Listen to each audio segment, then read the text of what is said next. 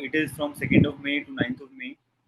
Okay, and the first and foremost, the most prominent news is Operation Sindoor. Okay, and we all know. I give you a brief crux about the Operation Sindoor. Okay, what happened is basically the Indian armed forces, okay, including the military as well as the Indian Air Force, they did the precision strikes, okay, within the Jammu and Kashmir, the Pak-occupied Jammu and Kashmir, as well as the interiors of Pakistan. Though we did not strike much of an interior part, but almost near the our border areas, these were the terrorist camps which India had already identified through our intelligence agencies. Okay, so these precision strikes were very important because it was a response, a calibrated response, non-escalatory response by India to Pakistan, okay, against this terror attack. Okay, and this is a very important, the rebuttal, or you can call a response which was against the particular this kind of brutal terror attack that was done by Pakistan in Jammu and Kashmir. Okay, so very important this particular Operation Sindoor, and we will be discussing the Pakistan's terror roots as well. Why there is terrorism in Pakistan? What is the basics of terrorism in Pakistan in general? Okay, so that you have some background idea that why it is flourishing there and why there is this kind of thing. Okay, Janvi, आवाज clear नहीं आ रही है? Okay, just wait. Hello, am I audible? सभी को आवाज आ रही है? Yes, sir. Are you? Okay, clear आ रही है? Yes, okay sir. Okay, so that is it. Let us move forward. यहाँ पे अपन क्या देखेंगे? बेसिकली हमने ये देख लिया, मेजर टेरर अटैक हुआ है, एंड इसके अंदर हमने जैसे ही अटैक किया, there was also a civil defence drill. Okay, civil defence drill करवाया गया था. वी वेरी वेल नो उस दिन क्लास भी नहीं हुई because it was a central government directive. Okay, there could be mock drills. Mock drill क्या होती है? It is a preparation drills. Okay, इसमें प्रिपरेशन किया जाएगा. You will be prepared for any eventualities. Okay, common citizens will be helped and they will be trained. For example, students, women, children, okay, elderly, and even common citizens, they will be told how to behave in such emergency situations. What will be the major, major points of the alarming things? What is the siren? How it is? How we have to behave according to the siren? What are the news sources we have to follow and what not? Okay, all the precautions that we have to take is uh, informed to the common citizens in these civil defense drills. Okay, many of these civil defense organizations were involved. For example, NCC and different civil defense police as well. Okay, different mock drills were done accordingly. Okay, so this was very important. Operation Sindoor, in this map you can see different places. Okay, total 9 places were attacked within Pakistan. Okay, and here you can see the names of in Bahawalpur. There is LET, Jaish e Mohammed. JEM stands for Jaish e Mohammed. Okay, this is basically a UN designated terror organization. LET, Lashkar-e-Taiba. Okay, so these are the some terror groups already United Nations designated. Okay, uh, and HM is what? Hizbul Mujahideen. Okay, Hizbul Mujahideen. Okay, so these are basically terrorism related organizations and their locations which we have attacked. Okay, so what is the strategic significance? Why did we do it? Okay, this was assertion of sovereignty of India because India clearly says nothing can violate our sovereignty. No one can come into our territory, and if any attack is done in our territory, we have the right to self defense. Okay, we have the right to self defense, and we have zero tolerance policy against terrorism. Okay, so this was our main point in this particular attack. Then deterrence and preemptive strategy. Okay, we don't want like the terrorists to do any more kind of attacks. We want to stop them before they do anything more. Okay, so this is a preemptive strategy, very very important. Okay, these are the major things. Then we have different weaponry we use, like scalp missile, okay, hammer missile, and excalibur rounds. All these, like for example, scalp missile and hammer missiles are French missiles. Okay, they are French, and they are low altitude missiles basically. Okay, and they have stealth capability. Okay, they are stealth capabilities. They are unable to be detected by enemy radars. Okay, this was the thing. Then we have the ethical warfare, because see, very important from the point of view of India, because India, whenever India has attacked or done any kind of violence, so called war like situation, any conflict attack, we are basically remaining ourselves, keeping ourselves within the limits. Okay, we are not attacking civilians, we are not attacking different kind of civilian infrastructure. Okay, we are not attacking power plants, we are not attacking maybe water storage tanks, something like that. Okay, we are basically giving a calibrated response, which is a balanced response, a responsible response, we can say.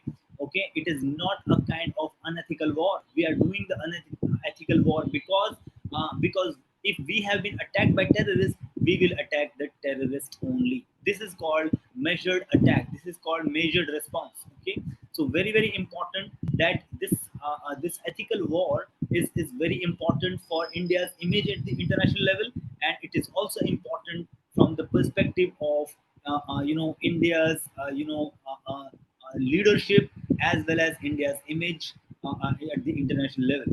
Okay, then we have, and we are following the humanitarian laws. We are not violating human rights. Okay, we are following the just war phenomena, the theory, like precision, precaution, and compassion. Compassion means we are not hurting the common citizens. Okay, we are saving the common citizens. Okay, for example इसका बहुत अच्छा example है. For example अभी recent में when we were attacking, what Pakistan did. Pakistan actually, I want to tell you, see, this is India. Okay, you can have this kind of thing, and here is this parallelly Pakistan on this side. Okay, and there is Jammu and Kashmir like that. So what happened? Actually, you already know. I already discussed in the previous our session of the weekly session, weekly current affairs, that airspace in Pakistan is stopped. There is no movement of airspace opening, and it is closed for Pakistani, like Indian airplanes. Similarly, India has also stopped its own airspace for Pakistani airplanes. But what happened? Pakistan actually allowed a civilian airplane to go into the war zone. You see what kind of strategy it is applying. It is trying to make India do mistakes. It is trying to do create a situation, a poor situation, maybe a conflicting situation for India, so that India can be put in into international law, like India is violating human rights, something like that. But India very collaboratively, what we did, though we were attacking this similar region, but we stopped when we saw this particular kind of plane. When it landed, then we started again. Similarly, so this was our strategy of just war. We did not go haywire. We saw that it is a civilian plane. We have not to attack the civilian plane. We acted very smart, and this helped us in our goal of doing the just war. Okay, ethical war. So very very important, this kind of thing. Now, and of course, it was precision, it was precaution. Now, another thing is civil military synergy. Very very important that we have political backing, we have military professionalism being shown in these particular attacks. Okay, These were not a kind of unilateral attacks. They were done after much deliberation. There was collaboration between military and the civilian authorities. Okay, very very important. Now, if we look at the diplomatic implications or diplomatic tasks that we did the diplomatic outreach to the major countries: US, UK, France, Russia. Okay, we told them that we are हम मजबूर हैं, we are bound to give the response to the Pakistan terror attack, so we have to do accordingly. Okay, so United Nations Security Council member could speak against us. Okay, everybody said, okay भैया दोनों रुक जाओ, please don't do like that. What can we do? Similarly, but we said that we have to give response. We have a zero tolerance policy for terrorism, so this was very very important from our side. Okay, then we have the preemptive Pakistan narrative. Pakistan tried to say that, okay, India is like violating human rights and something like that, but India clearly said that no, Pakistan is making a propaganda, and it is not truth about Pakistan, because everybody knows that Pakistan is the hub of terrorism. Okay, very very important. Now, Pakistan inaction. Of course, we very well know that India has already faced many attacks. It is not just one attack. This is not a one-time attack. We have faced lot of attacks, like Parliament attack in 2001.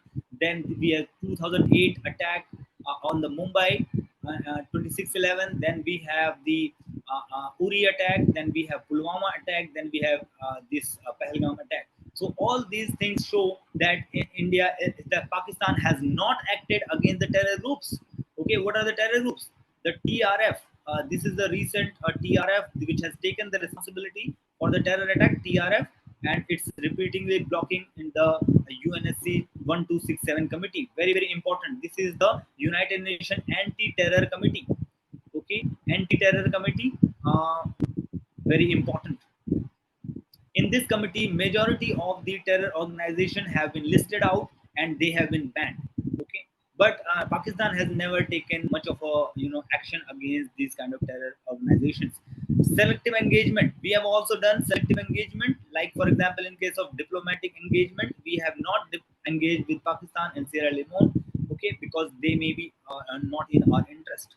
Then we have reinforcing power image. India position itself as mature regional power. Okay, controlled force we have used. We have done the strategic messaging that if it does not stop its habits, it does not stop its actions, then we are bound to take action. Very very important. Okay, and we have the counter terror doctrine. We are following our own doctrine, which have already we have declared already, like quick high impact retaliation, precision military strategy, technology, minimize collateral damage. Okay, and diplomatic justification as well. And we are following the just war principles. Just war principles, nothing but given by Thomas Aquinas. Okay, he was a philosopher, which we whose principles we follow in general. Okay, these are the just war principles or just war theory. It is about proportionality, moral legitimacy, and following the international norms to gain the Western support of course. Okay, so that we are clear in our approach. Then what will be the India's foreign policy implications? We are balancing the hard and soft power. Okay, we are trying to have the military firmness and multilateral diplomacy simultaneously. Like we are already talking to many people. Okay, we are talking to many countries like USA, UK, and we are ensuring that we have a balanced response. In the global forums, we have United Nations Security Council again and FATF again trying to pressurize Pakistan so that it changes its behavior. Okay, FATF, very very important organization. Okay, FATF. What is FATF? Anybody can tell? Financial Yes, Action Task Force. correct. It is for Financial Action Task the Force. जिस जो Yes, yes, country terrorist ज्यादा favour करती है उसको एक list में रखते हैं, जैसे well, पाकिस्तान को ग्रेड में रखा जाता है हमेशा ब्लैक। right. वो trade There is a trade उस पर इफेक्ट पड़ता है, उस पर ट्रेड रिलेटेड वो टैरिफ या फिर ट्रेड कर सकते हैं या नहीं कर सकते, ऐसे करके लगाते हैं। एक्चुअली देखो, FATF is a international organisation, ठीक है। इसके अंदर क्या है कि basically there is control over the funding, because sometimes these financial action task force acts upon money laundering for terrorist financing. So it is trying to limit those the funding to these countries who are involved in such kind of things like money laundering and terror financing. So Pakistan has also been put in a gray list. Okay, not in a common thing. Like there are many lists in that: blacklist, gray list, and different other lists. So, okay, so this is what we are trying to again put Pakistan into FATF gray list. It was already in gray list, but then it was later removed. But now we are also trying again to put in the gray list. Okay, India countered China resistance diplomatically. Of course, we very well know that China is the all-time friend of Pakistan. Okay, so we are also trying to oppose the Chinese support, and in this we are saying that it is really bad that China, as a developing country and as an emerging power, is like supporting Pakistan, which is a terror hub of the world. Okay. Then religious sensitivities, very important. India has clarified that no mosque civilian infrastructure was targeted. Religious and humanitarian optics was important, because even if religious seminaries were targeted by India, but they were clarified that they were actually the terror camps. They were training places for the terrorists, and that's what we have targeted, not the particular civilian mosques, not the particular civilian infrastructure. So very important. Now if we look at the history of Pakistan's terror, okay, so that started in Soviet Afghan war in 1979, and there actually the US was the major supporter in creation of these kind of, and Gulf states in this kind of jihad. Okay, the word jihad is basically you can call it is an Islamic term. In the Quran it was written about jihad. Jihad is nothing but self purification.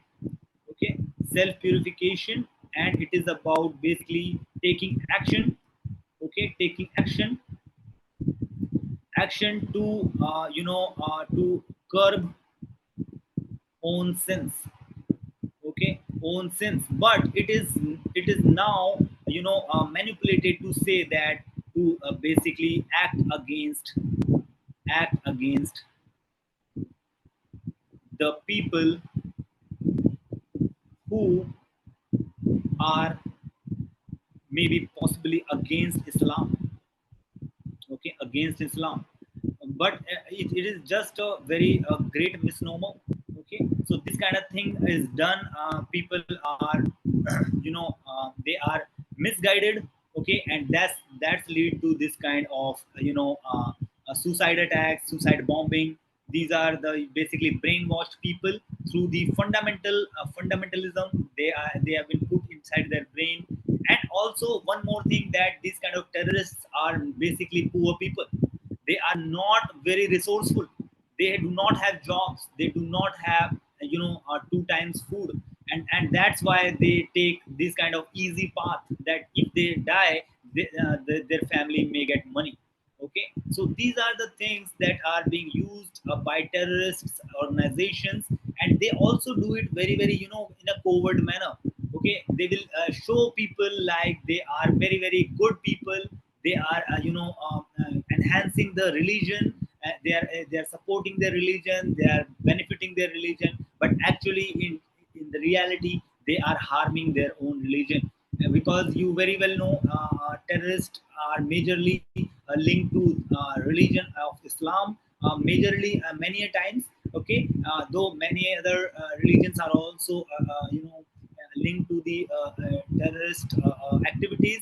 However, nowadays you very well know that sometimes one particular religion is pointed out to be a source of terrorism. So this is nothing but basically the minority. Okay, majority people do not do these kind of things.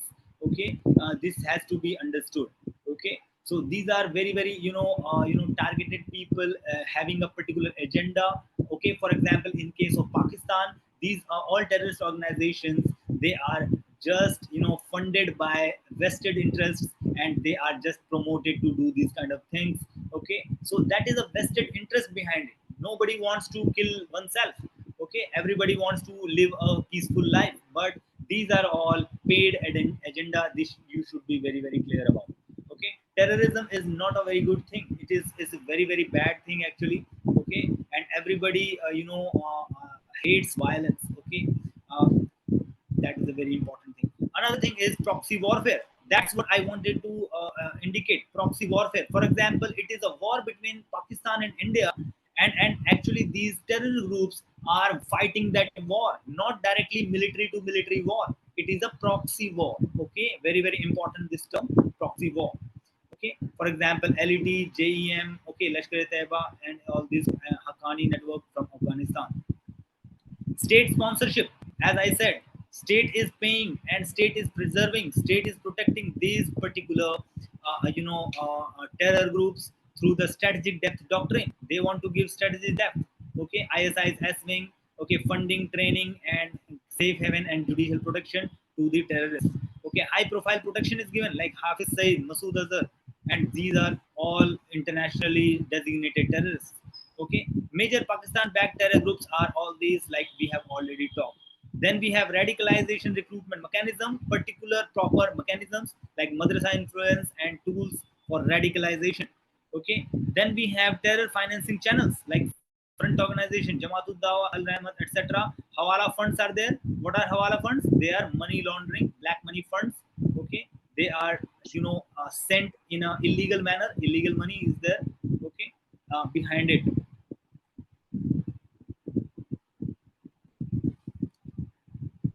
We have the drug trafficking in the narcotics.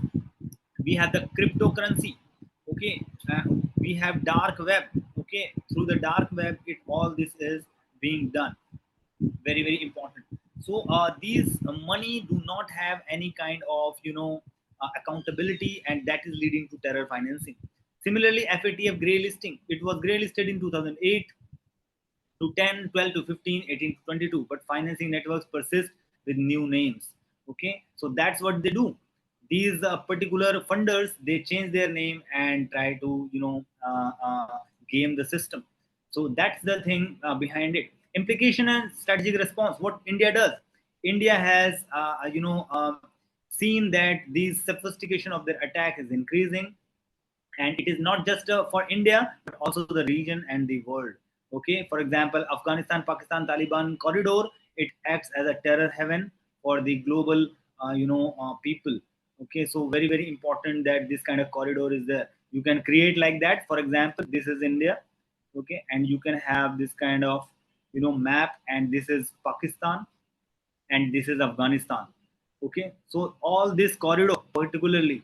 Okay, and so whole of this region is basically the your terror corridor. Very very important. Now what can we do? What can be done? Of course, global diplomacy is very very important. Okay, global pressure must be put on Pakistan. Indian measure, like we are doing precision strikes, very good. Cyber terror monitoring should be done. Okay, and regional engagement is important with the particular groupings, general groupings. Okay, for example, Quad, SCO, Shanghai Cooperation Organization, G20, etc. There should be done. So that was a basic detailing about the Operation Sindoor and the resultant impact and the roots of Pakistan terrorism that you should know. Okay, very important. Now we move to another news which is very very important. After that, a human development report.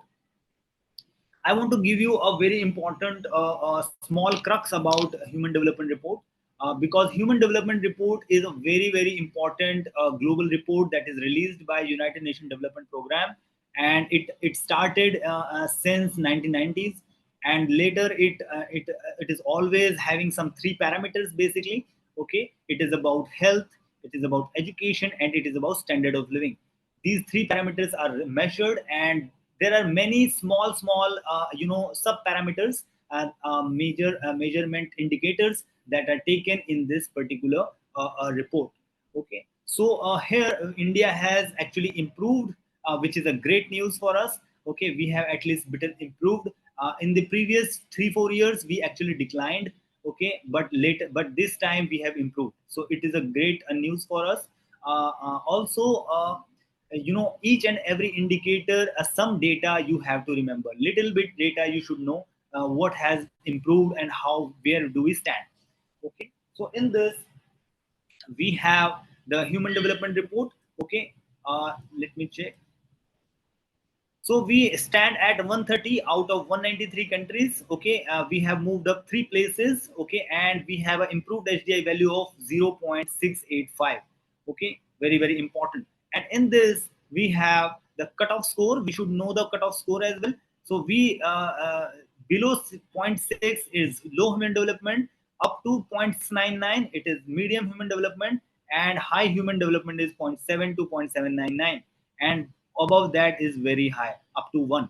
Okay, so this should be known. And then we have the core indicator, life expectancy, education, in which we have mean and expected years of schooling, and gross national income to indicate the, for example, GNI per capita. Of course, it is the national income per capita. So in this, it shows the standard of living. Okay, so very very important. And here we have, in 2022 we were at 133 and now we are at 130. I want to say that this is not a satisfactory effort. Okay, we are still very very low if we compare with our competitors. Okay, maybe even the developing countries are much higher than us. Okay, so this is very important. If we see the China and others, they are much higher than us. Okay, only in the South Asia we are better. Okay, then medium human development category. Okay, high human development is much, though we are much closer to it. We have some indicators like life expectancy at birth, life expectancy indices. Okay, expected years of schooling, mean year of schooling, education index. We have GNI per capita. GNI index is taken accordingly. Okay, so what are the data? Data says life expectancy has improved to 72 years this time from 58.6 years in the early 1990s when it started. Okay, we have these schemes like Ayushman Bharat and National Health Mission, which are helping it. Education may we have expected year of schooling up to 13 years. Now expected year is 13 years from 8.2. So we have improved a lot since the beginning. Okay, and RTE and Samagra Shiksha Abhiyan, NEP 2020 are helping. NEP is National Education Policy, very important in this case. We have income growth like $9,000, very important, $9,046 in 2023, starting from $2,000 in the beginning. Okay, so very important, and because it shows that we have a better employment, formal level of employment, and service sector contribution, which is shown in this. Then we have poverty reduction. See, very important. Human Development Report also measures very other things as well, like poverty and other indicators. Okay, so we have 135 million people exited from multidimensional poverty between 2015 and 2021, which is a great number, very important. You can quote it anywhere where, if it is the social issue, it is a governance issue, it is a political development issue, it is a reforms issue, then we can show that this particular, we have done some growth, we have done some, even if it is a economic growth issue, then we can mention that this particular report in 2025 shows that we have brought many people out of poverty, and not just common poverty, it is multi-dimensional poverty. Okay, multidimensional poverty is like a multi-dimension, like for example having some property, having some home, having some assets with those people. So a multi-dimensional poverty will see a different indicators for the poverty. We'll do it someday, some other day, particularly when any particular news comes on it. Then we have Poshan Abhiyan and okay, Pradhan Mantri Ayushman Yojana, and we have the Pradhan Mantri Arogya Yojana, and this is the Ujjwala Yojana. So all these are helping people come out of the poverty. So you can see through the Poshan Abhiyan we have the basically the what kind of poverty? We have the malnutrition. So nutritional poverty is handled by this. Okay, and this is the health poverty, so it is handled by PMAY. Okay, or there is Ujjwala Yojana and many other schemes. Okay, Ujjwala Yojana is basically about resource poverty, or we can call fuel poverty. Okay, so Ujjwala is giving free, cylinders, gas cylinders to the women, okay, of the BPL category, and that is helping us, our poor people. Now, it also discusses about the artificial intelligence, because India is globally recognized, highly self-reported AI skills penetration. Our people are rapidly being skilled in AI. Okay, as a transformative force in education, healthcare, and governance. Okay, AI-driven emerging power we are becoming. However, there are many challenges. अब इतने से काम नहीं चलेगा. Okay, high inequality. We are still facing high inequality. Inequality adjusted HDI reveals that 30% reduction is the one of the highest in South Asia. So we have done a inequality adjusted HDI, and we have a 30% reduction. Okay, and this reduction shows that there is higher inequality still persisting in India. Okay, there are many indicators. For example, you must have heard about some reports that are like Gini coefficient is there, which is an indicator for inequality, and it shows that India is still a very unequal country. Okay, it shows that in 1 year 70% of the wealth goes to maybe a 10% or a 1% of the top rich people. Okay, so that shows that India is not much of a equal country. We are still having lot of scarcity, we have lot of inequality. Okay, then we have and the inequality is urban rural inequality, regional inequality, and income group inequality. Okay, so urban are better, regional if we say that South India is better, and then if we have the income groups, then of course the rich are better. Okay, uh, however the India's middle class is much down. Okay, not much of a spending is there, and savings rate have also improved, but not much of a improved actually. So all these issues we'll discuss more and more whenever these kind of news comes. Then there is gender inequality. This is also a challenge, like low female labor force participation rate in India. It is still at about 30%, nearby 30%. Okay, so it is important that it is still very less as compared to the male participation and underrepresentation in politics. Very important. Gender representation is about 11% in general, approximately 11%, which is very very less in parliament as well as in state legislatures. It goes at max till 14%.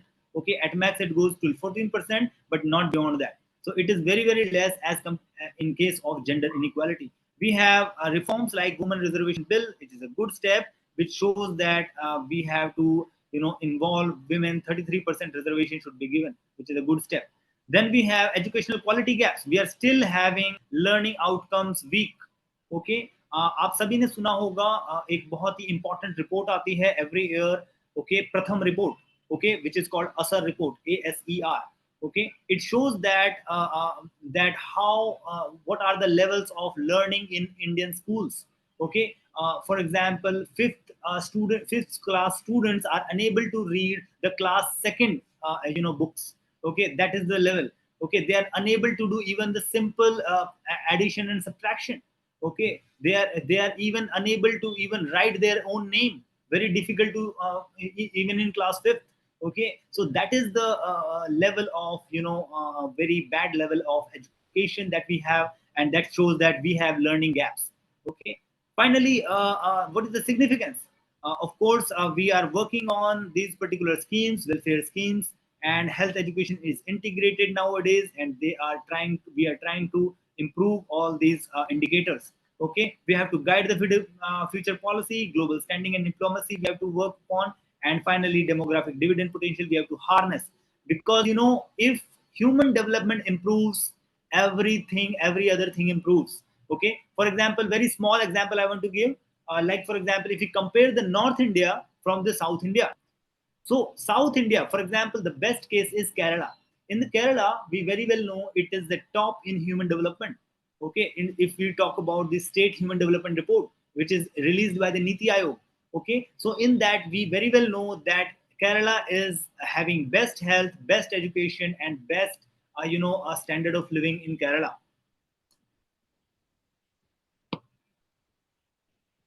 And this shows that they have much of a development which is required. Okay, in South India, majority of the states have good human development indicators, and they have higher incomes as compared to North India. Even if we compare with the developing countries, okay, like for example Singapore, okay, Korea, Japan, all these countries, they have a very high, human development index, okay, human development indicators, because they have invested on education, they have invested on health, and they have invested on the basic sanitation things, and that has led to their development status in a very short period of time. Okay, this is a very important global models that we have to follow. Okay, if we don't want to follow the developed countries, at least we can see Singapore. Okay, it has done a very important, it has done a lot of work for the human development. Now, next, our article is on orange economy. Okay, orange economy, it is a very small kind of issue, not much of an important issue, but you should know about this economy.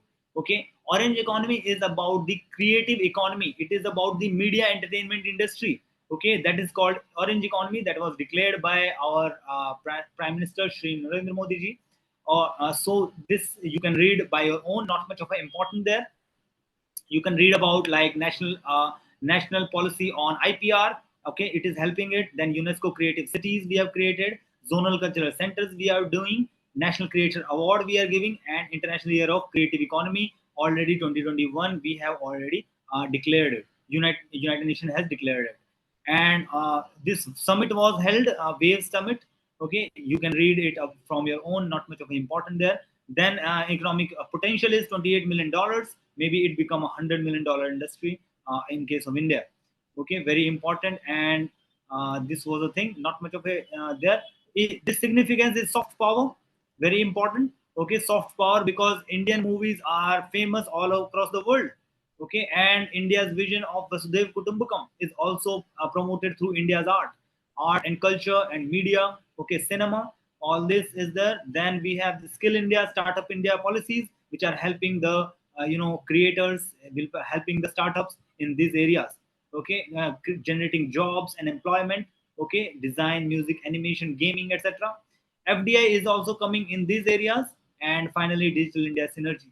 Okay, so you can see a lot of new technologies are coming, like AI tools are coming, and now this is accelerating these kinds of and media entertainment.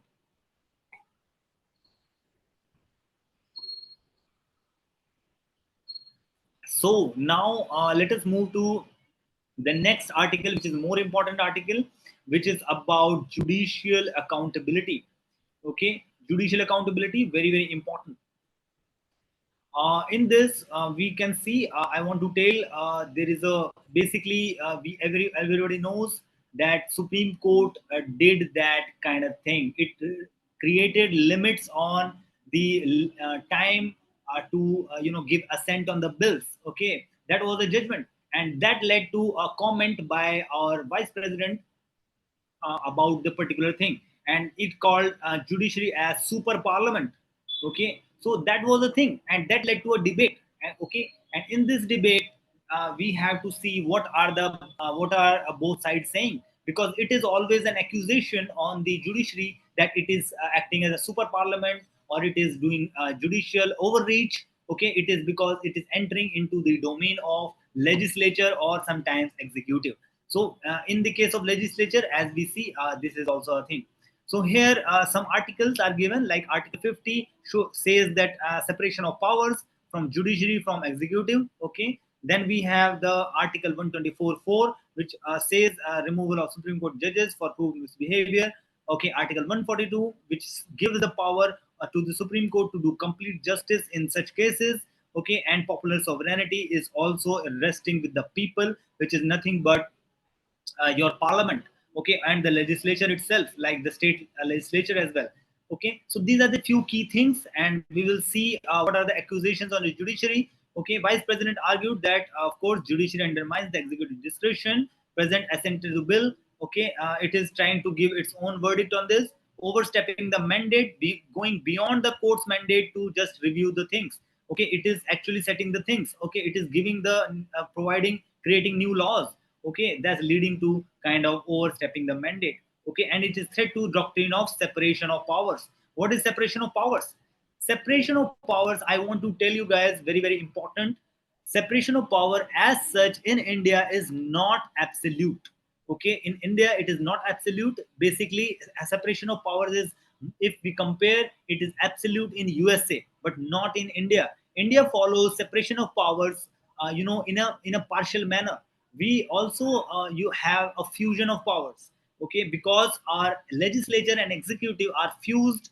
Okay, our members of parliament are also the ministers, so that is the fusion of powers that we have. Our policy makers are also the executors, and executors are also the members of parliament, and that is not the case in USA. So that is a very very clarity that you should have about separation of powers.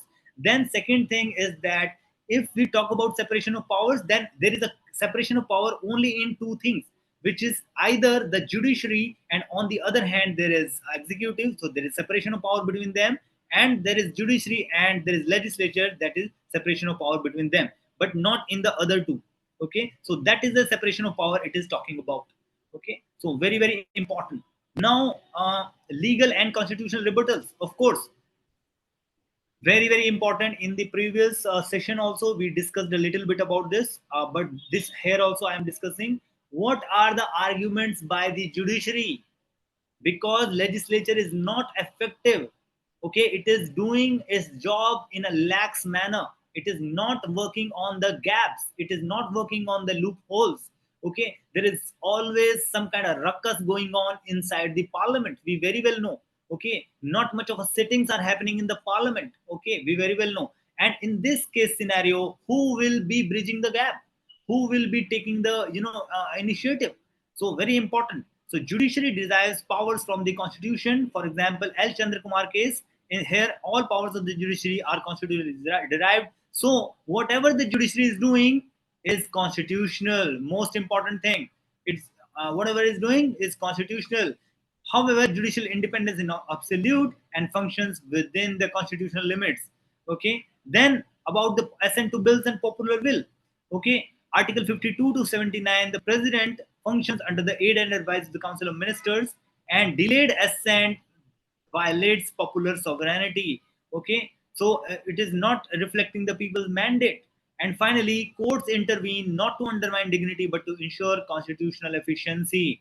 Okay, if the legitimate bills are kept pending for unlimited amount of time without any reason, without any justification, then it is violative of the constitution. We should know that in the beginning time, I want to recall you guys, if you have not studied, but I still tell you that in the beginning time, India only followed the procedure established by law. Okay, that was a doctrine that is explicitly given in the constitution, but later by the judgments of the Supreme Court we have adopted the American doctrine of due process of law. Due process is a very important doctrine. In this doctrine, it is clear that laws or whatever legislations should not only be procedurally correct but also be reasonable. Okay, and they should be fair and reasonable, and that is now the judiciary is applying to every other thing. Okay, and that is very important from the constitutional perspective. Then accountability mechanism for judges. Okay, this is also important. Like for example, judges are not above the law. Article 124(4), they can be impeached if you want. Okay, if their parliament can override their judgments. Okay, so that is the thing. Parliament is not a body which is like very weak. It is not weak, it is very strong. It has the power to remove judges, it has the power to override the judgments. Okay, you very well know when there was 73rd 74th or like for example in 1973 there was case one on the Bharti judgment, and there was then later other judgments. Some other judgments, they were sometimes replicated. For example, in case of I remember there was a, I think, if I'm not wrong, Shaira Bano case. Okay, there was a, I remember this case, which was later, reversed. Okay, so that was about in the 80s. In 1980s, there was a case on the for the Muslim women to give them the alimony and the support. Okay, that was a case about it. and that led to the reversal by the parliament, because they did not want to put their hand into the Islamic law. So that was the thing. So there is definitely a lot of power with parliament, but of course it is within the constitutional limits, have to be there. Okay, for example, and judicial conduct can be questioned under the restatement of judicial values, etc. Okay, laws do not apply to the judges, it's factually incorrect. Okay, so rule of judiciary under the rule of law, very important. Judiciary is the guardian of constitution. Okay, it is the guardian of constitution. It is has the responsibility to guard the constitution. It has the responsibility to preserve the constitution, particularly the basic structure of the constitution, which has been given under the case one of the Bharti case.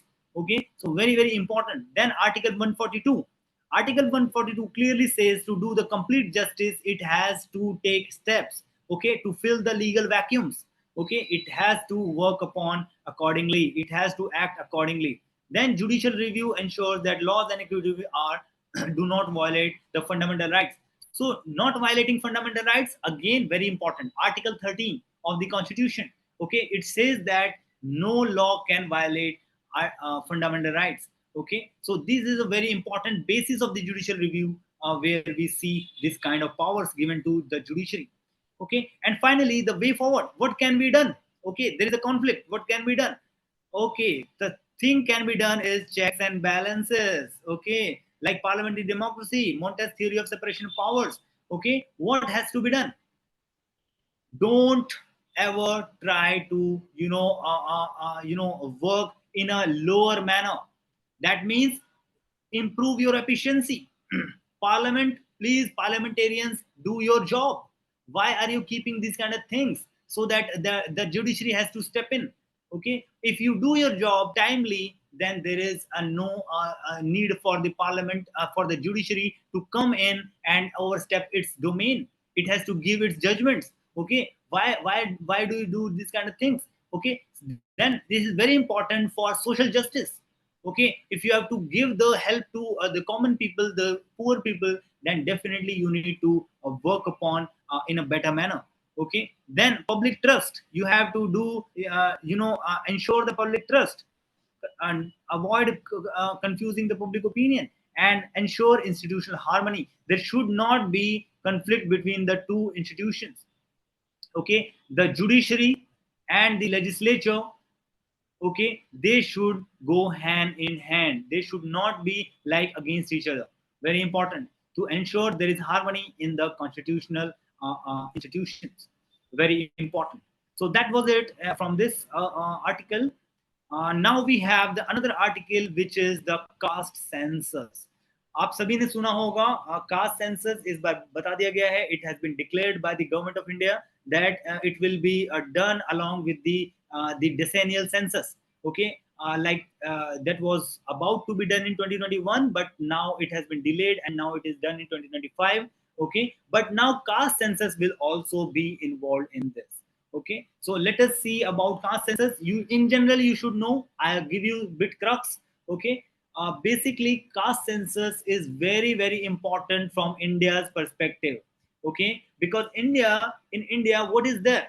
India has the a grave kind of very old social structure, which is called caste. Okay, and it is a discriminatory structure. Okay, in urban India it is declining, but in rural India it is still very rigid. Okay, and we very well know how much population is living in urban India.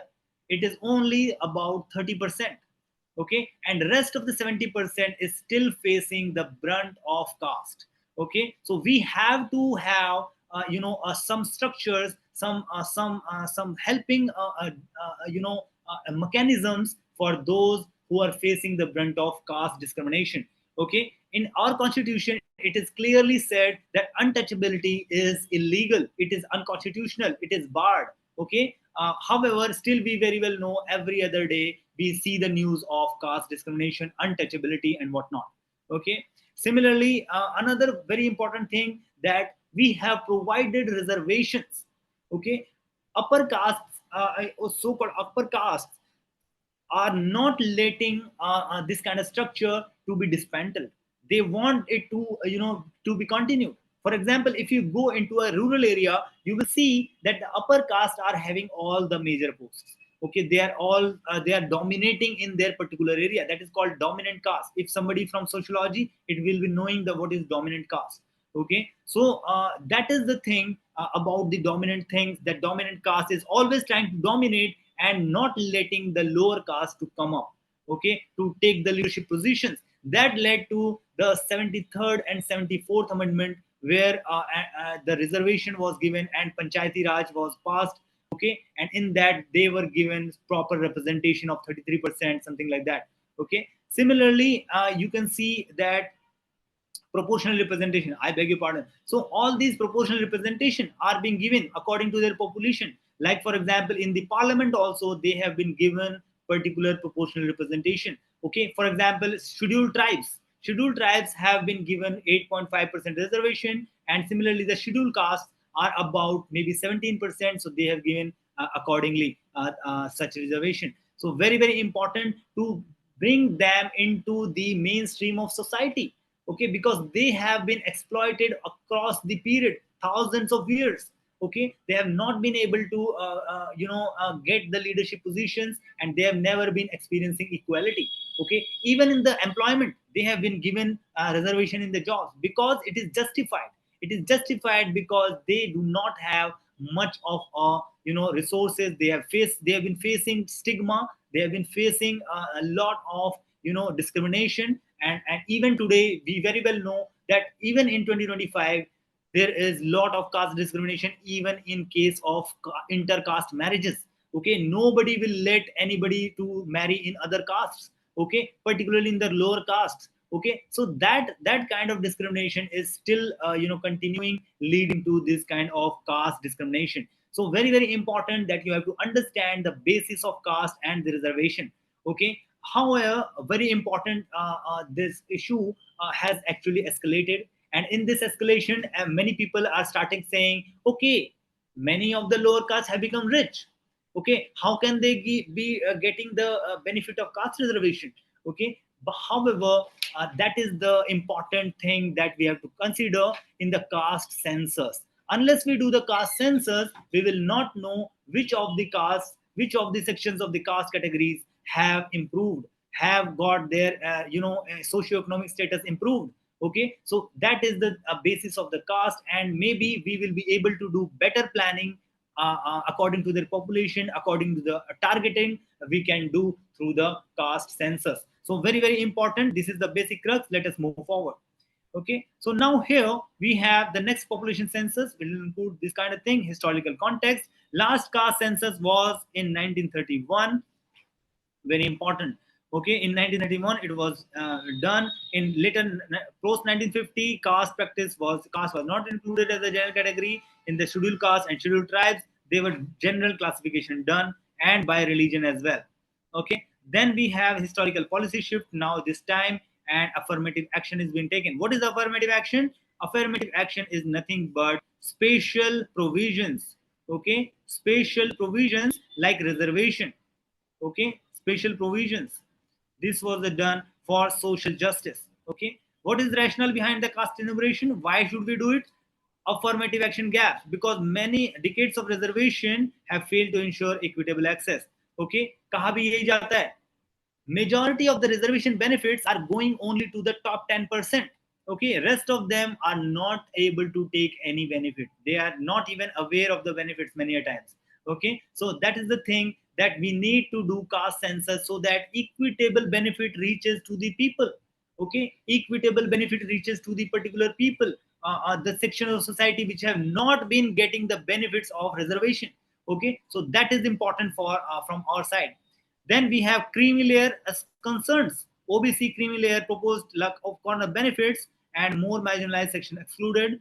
Demand for subcategorization. So G. Rohini Commission was established in 2023 for subcategorization within the OBCs, because within the OBCs only few categories, few castes were getting the benefits, and rest of them were unable to get the benefits. Okay, so G. Rohini Commission will be important. Then Supreme Court also allowed this. Okay, within the SC/ST as well. Okay, Despite early resistance, Supreme Court also allowed sub-categorization within the scheduled caste and scheduled tribes, because we very well know there are some scheduled tribes, like for example Meenas. If you have heard about the Rajasthani tribe Meenas, they are much more advanced than even the common people. Okay, majority of them are getting government jobs, but rest of the tribes are not even in comparison. Majority of the scheduled tribe seats are taken by Meenas, because they have got the benefit of advancement and their education. Okay, so that is the thing that we can see in this case. Okay,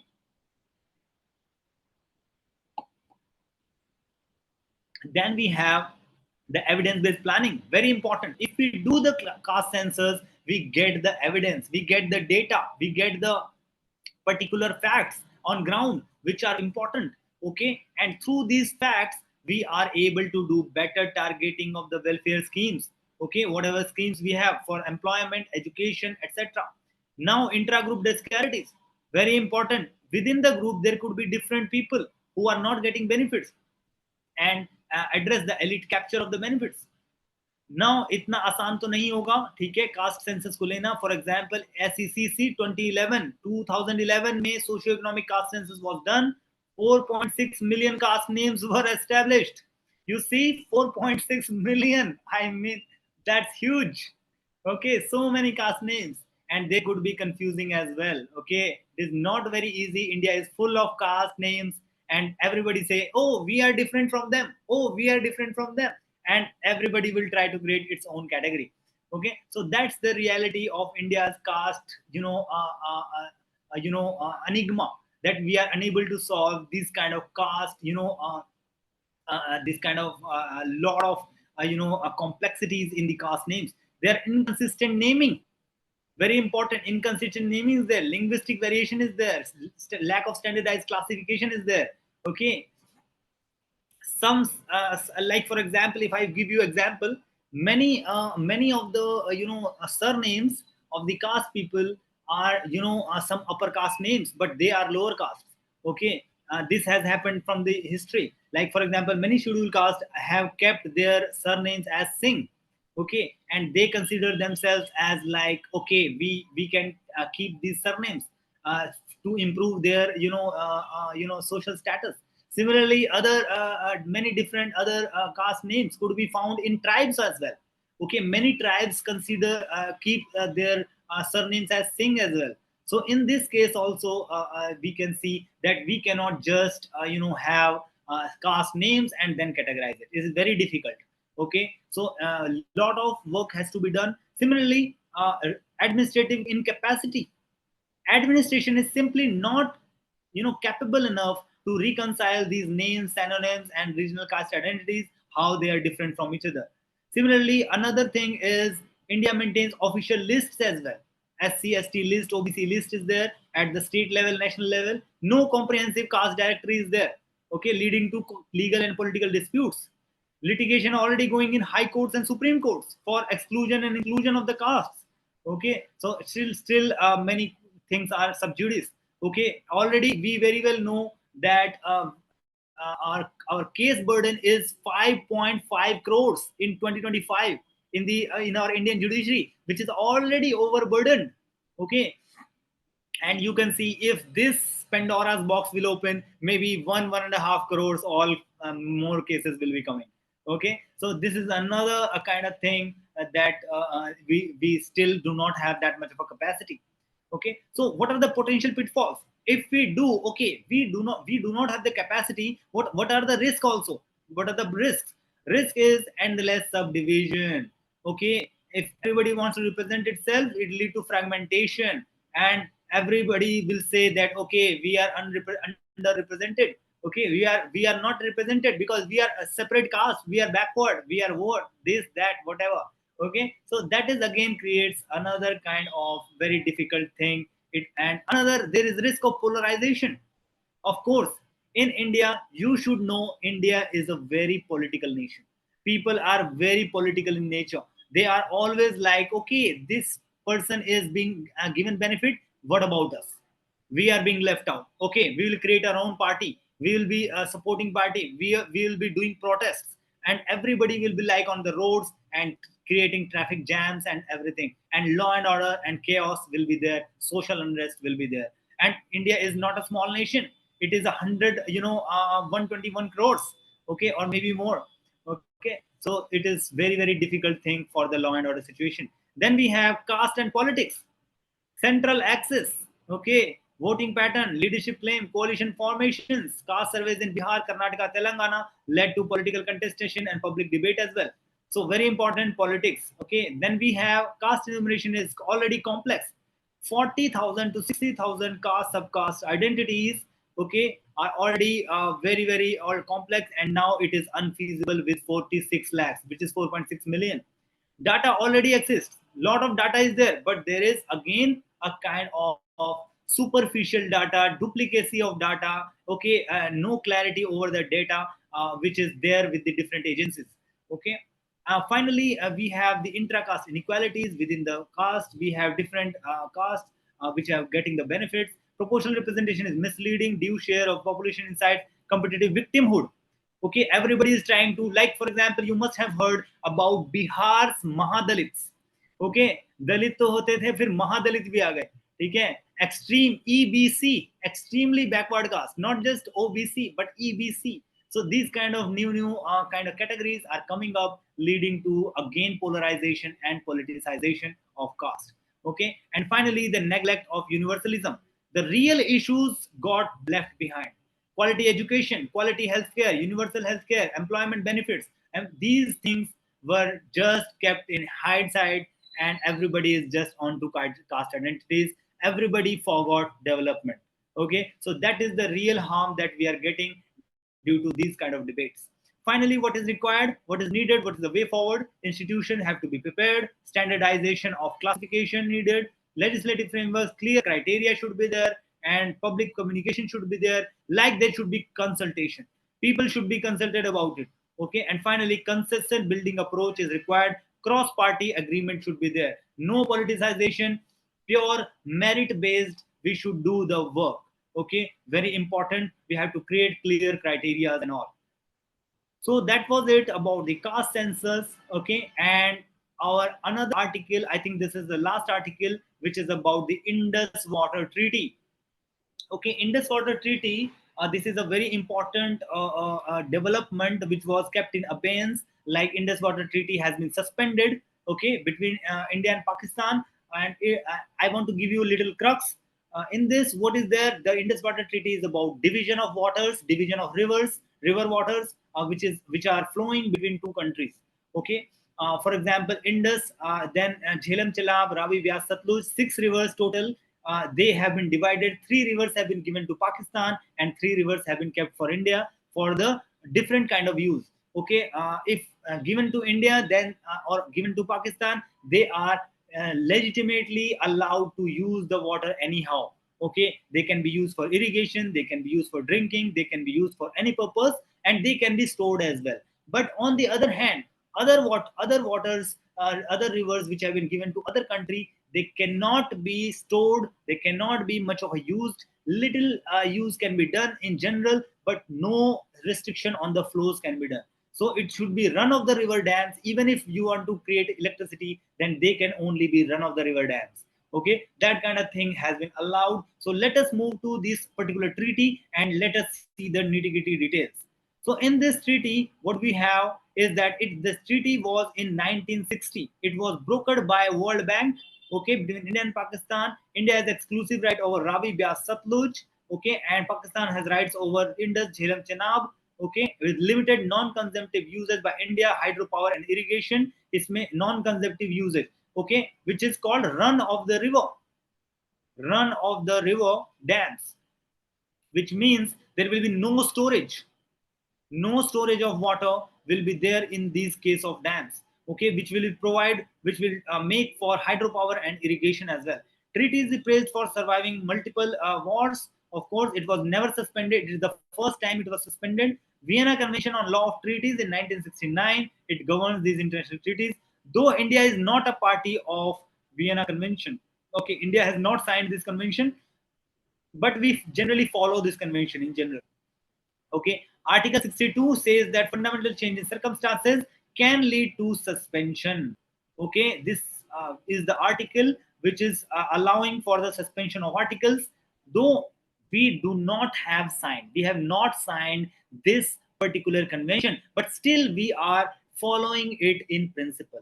That is the beauty of India's morality, India's ethical behavior, that we follow international norms, but maybe due to some reservations we have not signed this treaty. However, we have kept our independence, but still we are following these norms. Very important. Now in this we have ICJ. ICJ is International Court of Justice. Okay, it recognizes Article 62 as customary law. It is also not a mandatory law. It is a customary law. Customary law means it is not a kind of mandatory law. It is a custom based law. It is about the traditions. It is about the willingness from both parties. Otherwise it is not applicable. In general, it is a custom like that is based on mutual consent, right? So that is important about the customs and behavior that we follow in the laws. Run of the river dams, minimal water storage is allowed. Can the treaty be unilaterally done? Yes. In this case, we have Vienna Convention, and in this law, we have Law of Treaties 1969. Article 12 says termination only through mutual agreement by ratified treaty. We have already not signed it, but still we follow this kind of thing. Abeyance means suspension. That's it. Okay. Article 62, what it says? Fundamental change of circumstances. What circumstances? It says fundamental change. Article, however, high legal threshold is there. Okay, it change must affect the core objective of the treaty. Okay, for example, political environmental shift in Hungary and Slovakia case was done, and it was rejected later as insufficient. So unilateral suspension is legally contested still now and requires substantial justification. However, India is not bound by the treaty. Very important. We are not bound by the treaty, and we have taken our step. Okay, this time maybe it is a very small attack, but we have this time used it to give a lesson to Pakistan that we are not following the treaty just because you are not doing work and you are not acting against the terrorist hubs in your own country. Okay, so very important. And finally, strategic and economic impact on Pakistan. We can see about this: 80% of Pakistan agriculture, one third of hydropower depends on Indus basin itself.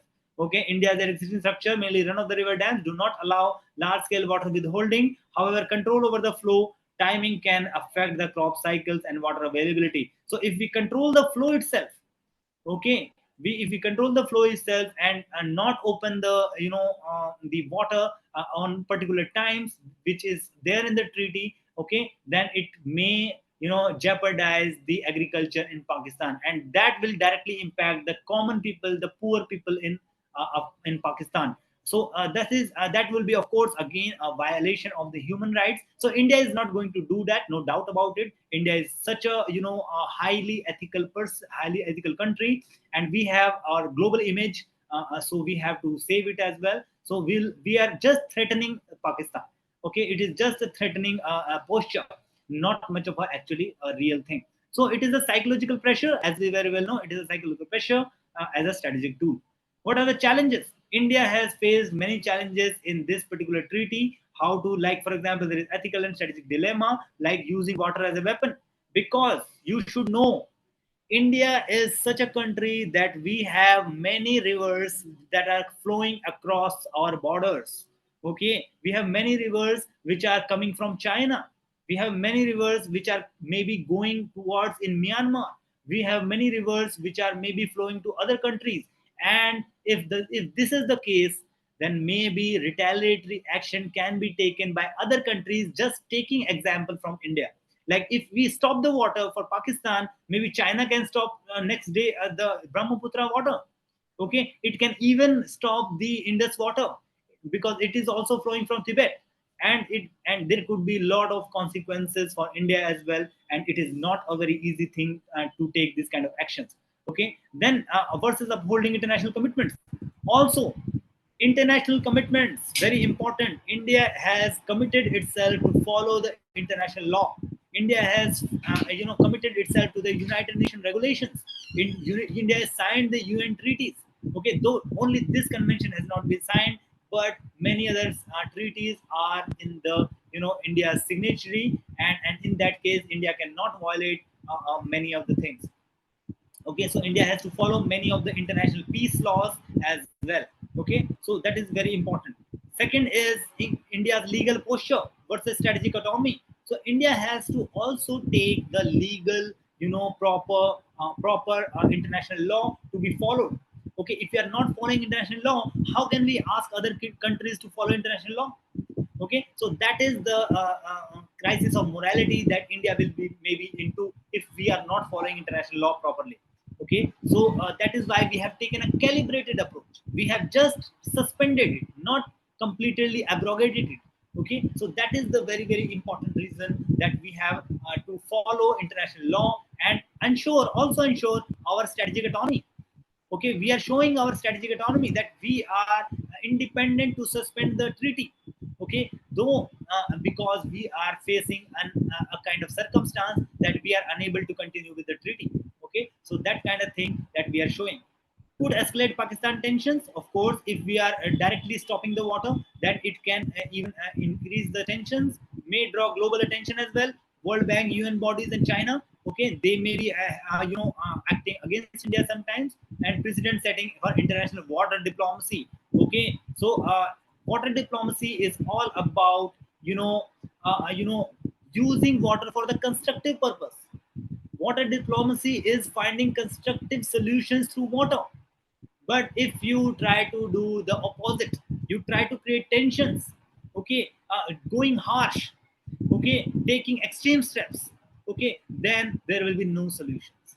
Okay, solution can only come when there is little genuine threat, and that threat leading to proper solutions, and that genuine solution then leading to reinstatement of the treaty. Okay, so that somebody who is not following the order, so not following the law, comes on the right path. Okay, that is our way of doing things, that so that international law is maintained. Okay, and in the end, what are the future options? What should we do? The thing is redesigning of dams to allow higher water storage. That is could be a threatening posture. That could be a threatening posture. Okay, then we can do this kind of storage of water and draw down flushing to release large volume suddenly, causing downstream flooding. Okay, we can create some kind of tension there. Again, like suddenly releasing the water. Okay, so this may be a kind of pressurizing tactics that we can do, but these are temporary measures. Very important, these are temporary measures, these are short term measures that may not go long run, but these are always some options in our kitty. Okay, and in the end, we what we did, robust transboundary water management framework in line with the international norms, so that we are not being like we are following these kind of norms, and Pakistan is also ensured to follow those norms, something like that. Okay, so this is it from my side in today's lecture. Just wait 1 second.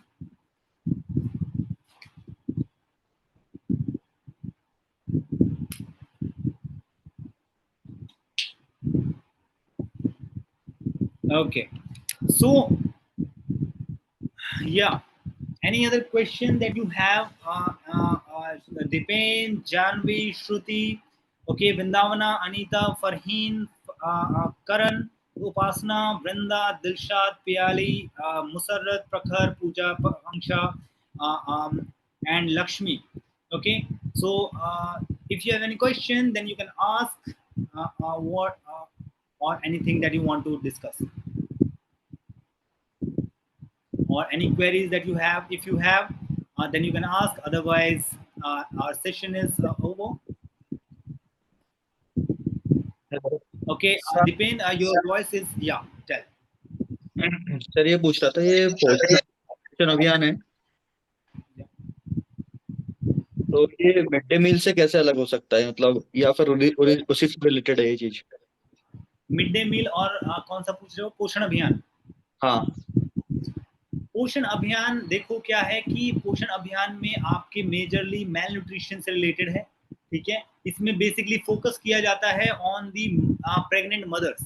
ठीक है, because expecting mother's अगर वो nutrition अच्छा लेंगी तभी उनका जो baby होगा वो एक अच्छा न्यूट्रिशन से पैदा होगा, उसकी सर्वाइवेबिलिटी इंक्रीज होगी। ठीक है, तो इसमें मदर एंड चाइल्ड दोनों पे फोकस है, न्यूबॉर्न बेबीज पे भी फोकस है। लेकिन mid day meal is a very different thing. Mid day meal is about basically it is coming under ICDS, Integrated Child Development Scheme, ठीक है. उसके अंदर क्या होता है, ICDS में basically the school going children, early anganwadi children, okay, उनको properly एक फोलिक एसिड वगैरह दिया जाता है, एक अच्छा न्यूट्रिशियस फूड दिया जाता है, particularly midday meal means the afternoon meal which is given in the schools, particularly in the government schools. So वो है, देखें. और इसके अंदर वैसे और भी बहुत सारी चीजें होती हैं. There are lot of standards, for example BMI ratio and many indicators are there in this scheme, and quality is always measured through the particular food standard. What are the ingredients in the food, हम दाल दे रहे हैं यानी इतना ग्राम दाल होना चाहिए, इतना ग्राम ये होना चाहिए, इतना ग्राम ये, all this is measured particularly. इसका एक बहुत इशू भी क्रिएट हो रहा था. I want to discuss a little bit about, आपको थोड़ा सा अवेयर भी कर दूं कि ट्राइबल एरियाज में mid day meal was very difficult. Okay, nowadays the government of India is really facing difficulties in providing midday meal in tribal areas, because tribal areas have different food habits. Tribal people have different food habits and they don't like those, like गेहूं की रोटी and चावल and kind of thing, वो उनको पसंद नहीं है. They are like forest based food वो खाते हैं, ठीक है. उनके food habits and the what do we call the nutritional intake is very different. Their taste is very different, ठीक है, about the things. They don't like these rotis and something like chawal and all. Sometimes they don't like these kind of things. Okay, अगर उनको अगर खाते भी हैं तो बहुत different तरीके से. They need something like maybe some achar or very different kind of their forest products. ठीक है, तो वो सब चीजें चलती हैं. Okay. Okay, Janvi, Shruti, Farheen. Yeah, Farheen, great to see you. Okay, in the session. Always आप आ जाया कीजिए और जरूर अटेंड किया कीजिए. Sir, I have a question. कैसी चल रही है आपकी? Sir? Yes. Okay, yes, कौन बोल रहा था? Sir, I have a question.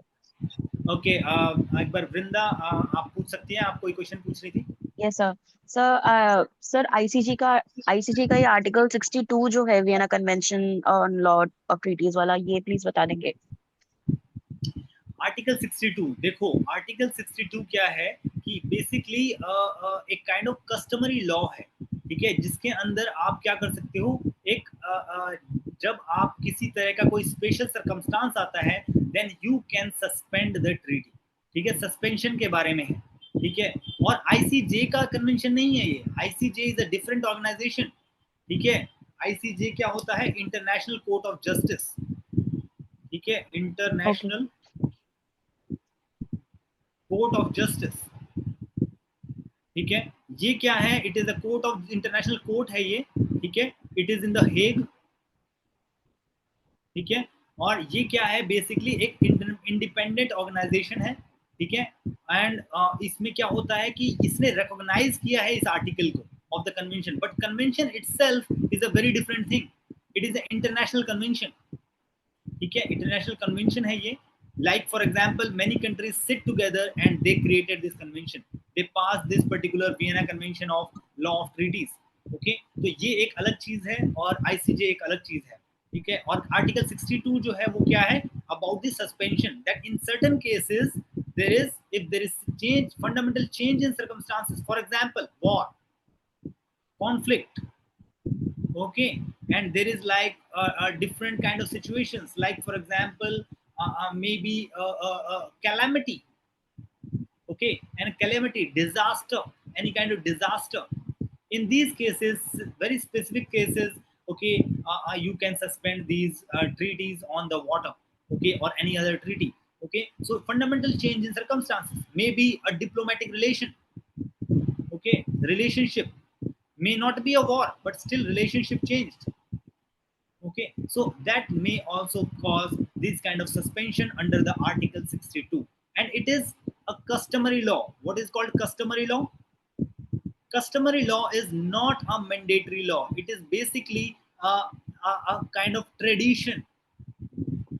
It is a tradition. It is a, like you can say, a kind of mutual understanding based, mutual understanding, ठीक है. It is a mutual understanding based tradition or action, ठीक है। तो इसमें क्या है कि इसमें कस्टमरी चलता है कि आपको ये नहीं है कि कोई पर्टिकुलर कोई पर्टिकुलर मैंडेट नहीं है। It is not a binding thing, ठीक है। It is a voluntary thing actually, ठीक है। It is a voluntary thing जिसमें एक दूसरे की सहमति से होगा, या फिर अगर आप करोगे तो मैं करूंगा, रेसिप्रोसिटी, ठीक है, रेसिप्रोकल होगा। अगर आप भी करोगे तो मैं भी कर दूंगा, काइंड ऑफ थिंग, ठीक है। तो वही चीजें चलती हैं। That is the article 62 in the Vienna convention. Thank you, sir. Okay hello sir. Okay, now yes Dilshad. Sir gross national income per capita, इसका मतलब थोड़ा सा समझा दें। हाँ, देखो GNI per capita very important. If we talk about the GNI per capita in the human development report, देखो GNI per capita क्या है, gross national income per capita, ठीक है। अब देखो इसमें क्या होता है, I want to tell you.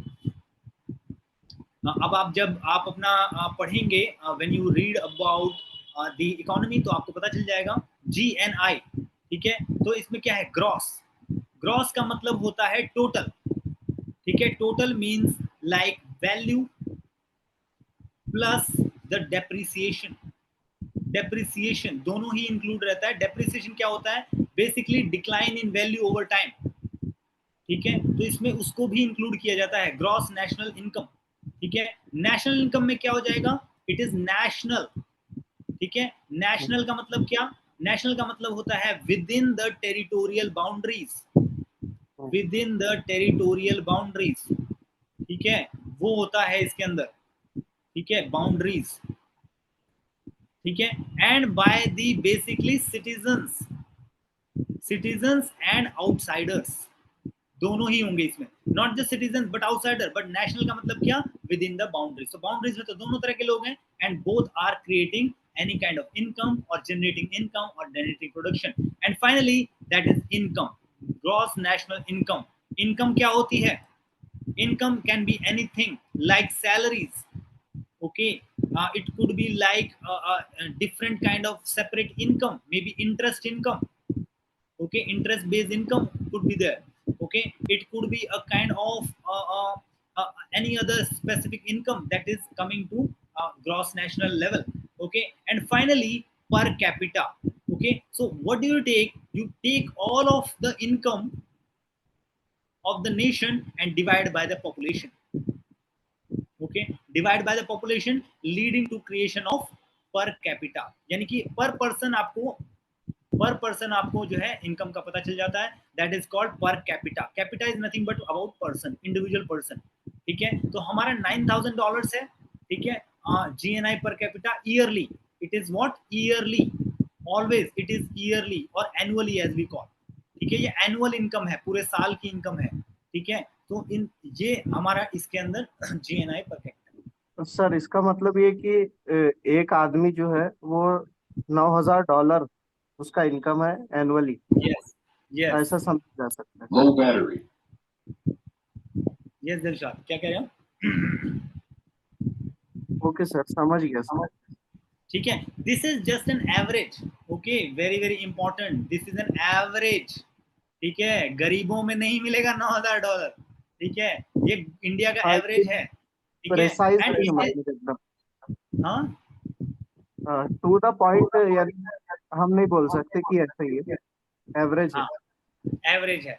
Because average में you know there may be many people who may not be having income, and there be many people who are having very high income, ठीक है। बहुत ज्यादा high income है तो understood बात है, ठीक है। मे बी अदानी अंबानी हजारों करोड़ के मालिक हैं, ठीक है। और एक आम आदमी के पास हार्डली मतलब $100 भी नहीं है अगर देखा जाए तो, दैट काइंड ऑफ थिंग। तो अंडरस्टूड है कि कहीं ना कहीं there is great inequality in India, ठीक है। तो इसीलिए GNI per capita is not a good indicator for the economic development of a country, ठीक है। तो ये कोई एज ए एक कॉमन सा एक इंडिकेटर है, but it is not a real major indicator, ठीक है। इसके बेस पे पॉलिसी नहीं बनेगी, it is just a visual ये इंडिकेटर, समझना एज चाह अ रहा था। Average indicator.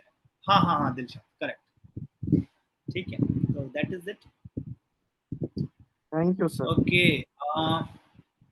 ग्रेट। ठीक है, तो कोई और क्वेश्चन है तो पूछ सकते हैं, otherwise you guys can drop off and continue your studies. Okay, all the very best.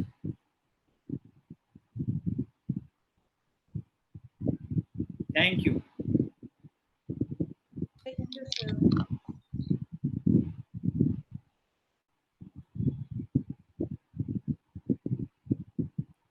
Thank you very much, thank you.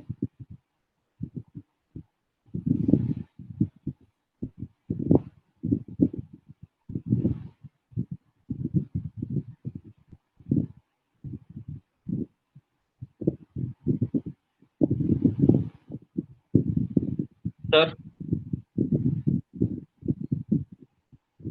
Sir सुन पा रहे हैं आप? हेलो।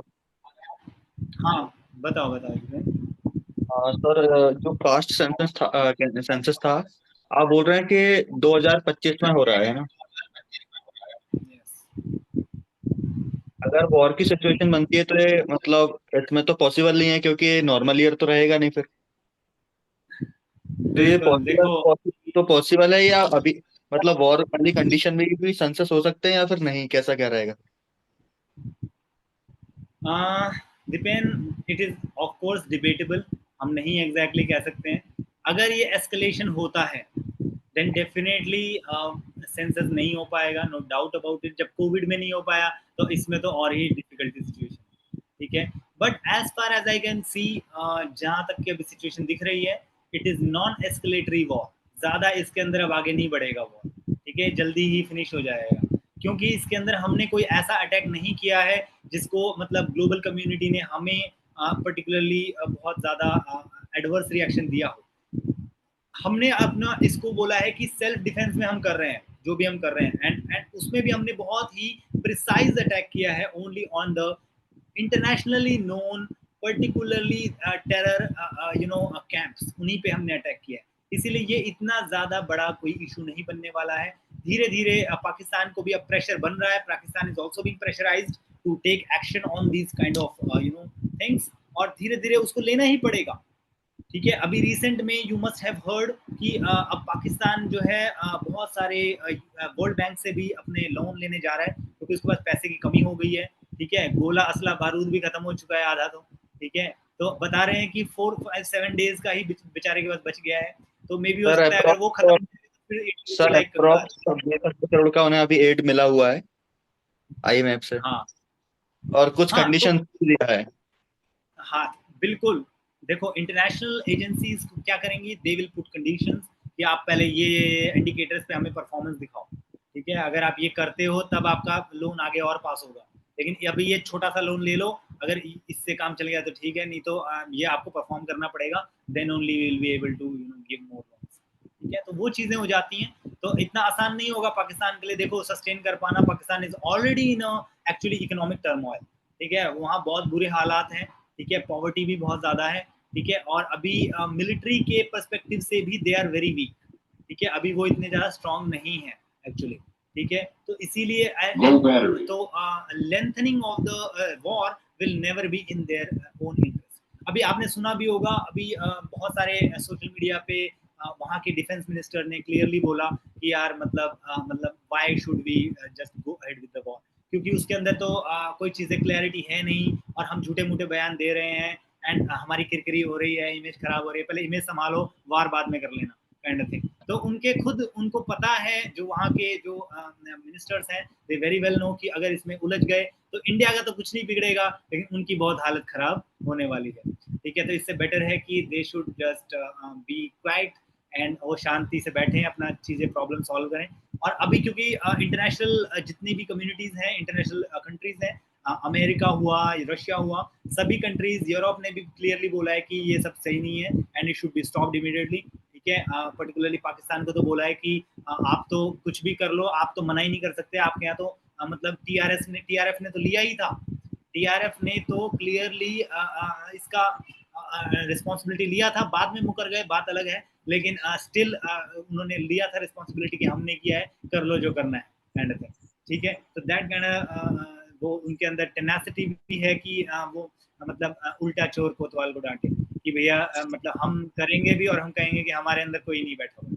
तो दैट काइंड ऑफ थिंग वो सीधा सीधा लोग समझ जाते हैं कि it is a great international hypocrisy जिसको even their diplomats are unable to defend. तो वहाँ बुरा हाल उनका हो चुका है। अगर आप देखोगे कई इंटरनेशनल न्यूज चैनल्स पे, यूके के चैनल्स पे, वहाँ पे इस चीज़ को दिखाया गया था, तो वहाँ के उनके डिप्लोमेट्स भी कुछ नहीं बोल पा रहे हैं। They are like just trying to defend, पुरानी चीज़ों को उठा के ला रहे हैं, समझौता एक्सप्रेस ये वो, and nobody is even giving them attention कि मतलब यार क्या बात कर रहे हो तुम, अभी पिछले 5-6 साल की बात करो ना, क्या हुआ है, तो उसके अंदर तो तुम शांत नहीं हो रहे हो, तुम्हारे हर हर 4-5 साल में तुम अटैक कर दे रहे हो काइंड ऑफ थिंग। तो इसीलिए they are being sidelines, they are being cornered and they are diplomatically very very week.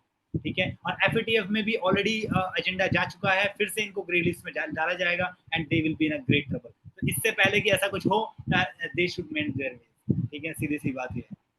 Sir इसमें एक और है कि जो क्या कहते हैं स्कीम्स हैं, जैसे पोषण अभियान है, उज्ज्वला स्कीम है, तो इनको हमको कैसे देखना है? मतलब ये आपने करंट अफेयर में दिया, इनको अभी सर्च करके पूरा पढ़ लें कि क्या है, या फिर मतलब कैसे करना है इनको?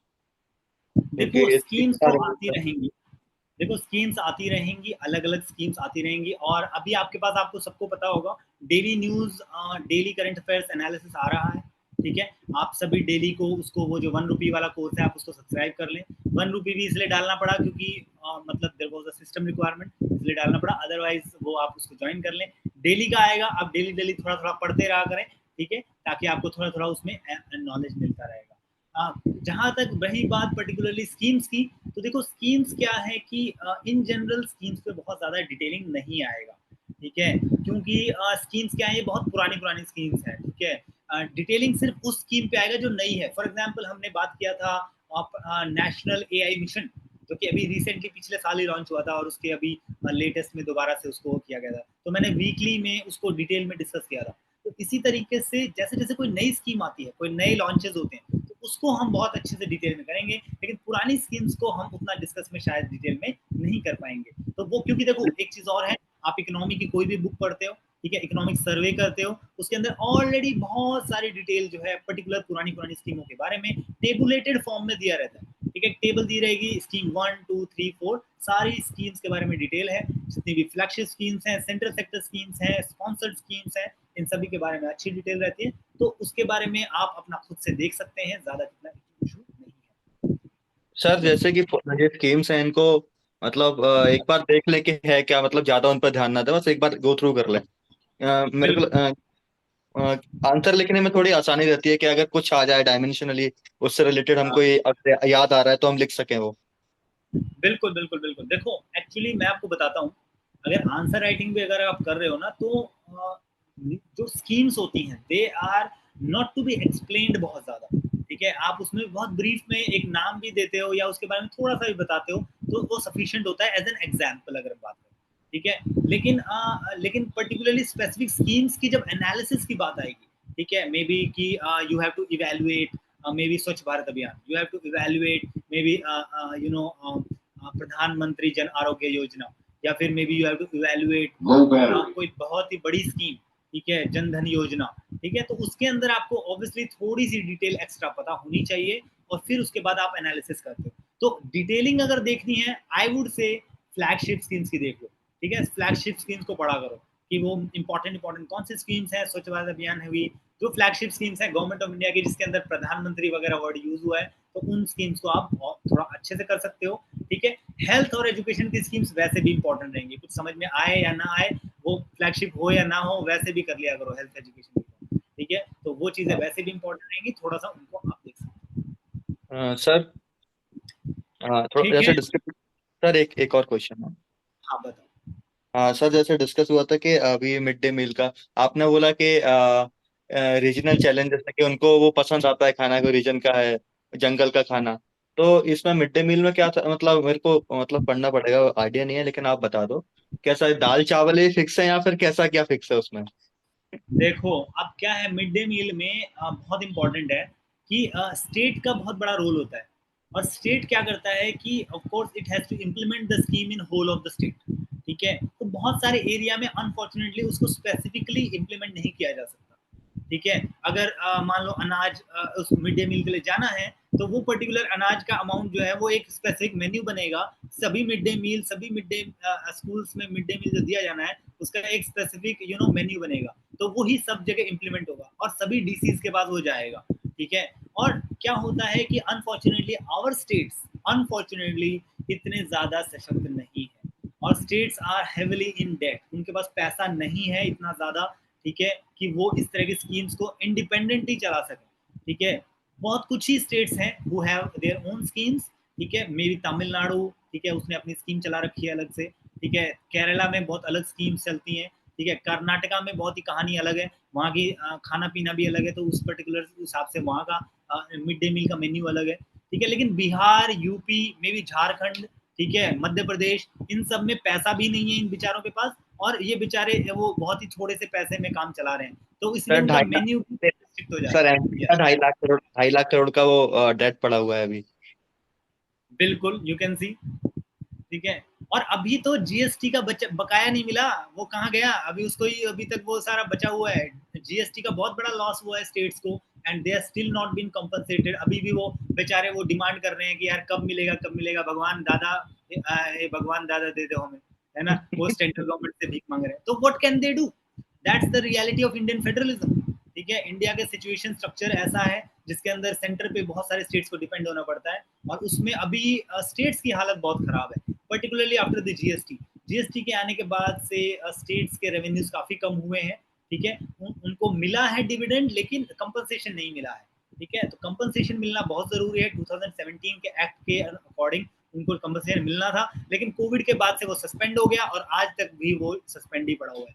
ठीक है, अभी तक वो फंड नहीं आया है, क्योंकि इंडिया में अभी डेफिसिट भी बहुत हाई चल रहा था, economy was also down.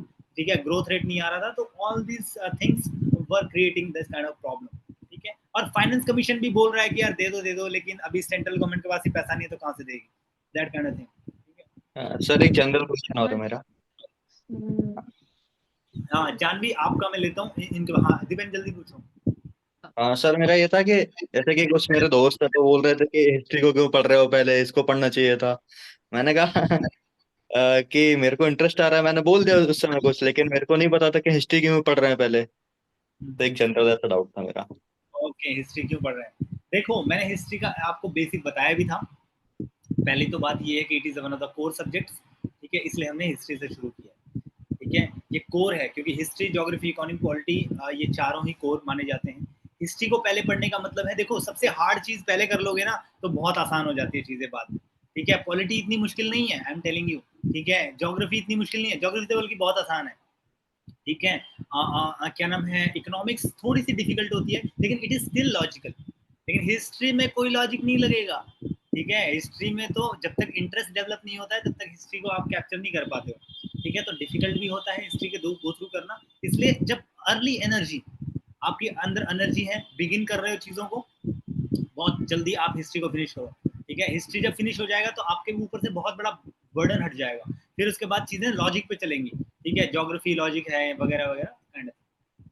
Yes Janvi, बताओ।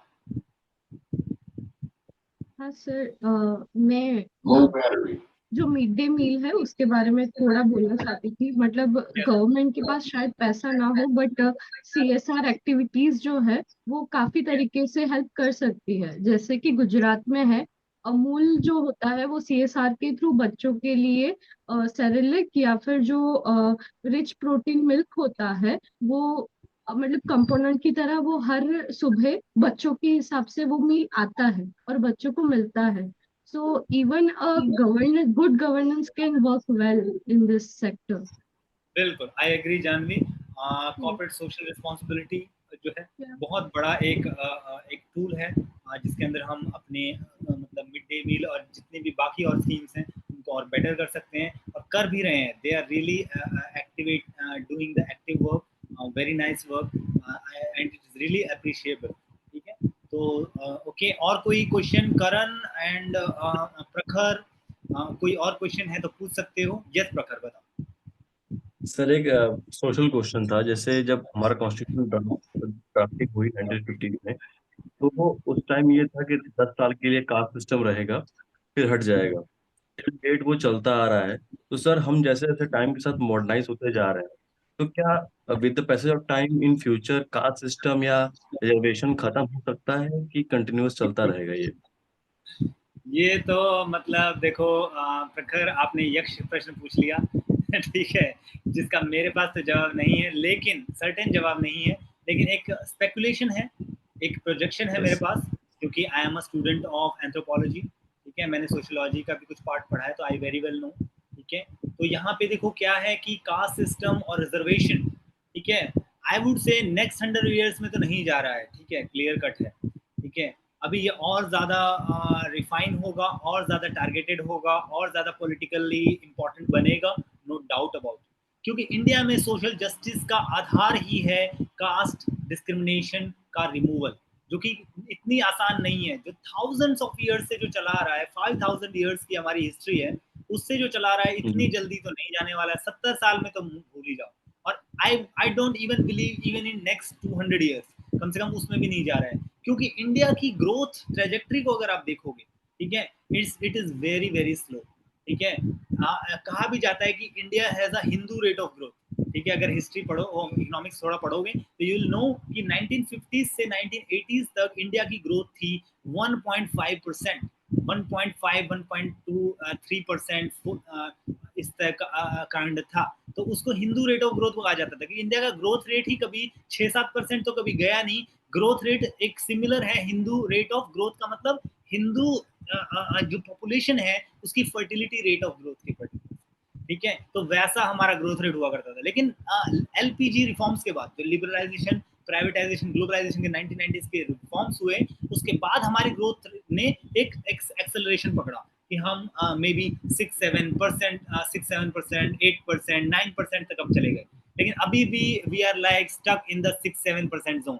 ठीक है, लेकिन चाइना से अगर हम कंपेयर करके देखें तो we are very very far behind. ठीक है, China has maintained for almost over a decade, इसने मेंटेन किया है अबाउट 10%। ठीक है, जो कि हम अभी तक मीट नहीं कर पा रहे हैं। ठीक है, तो कास्ट की जब बात करते हैं तो it is directly related to the economic status of the people.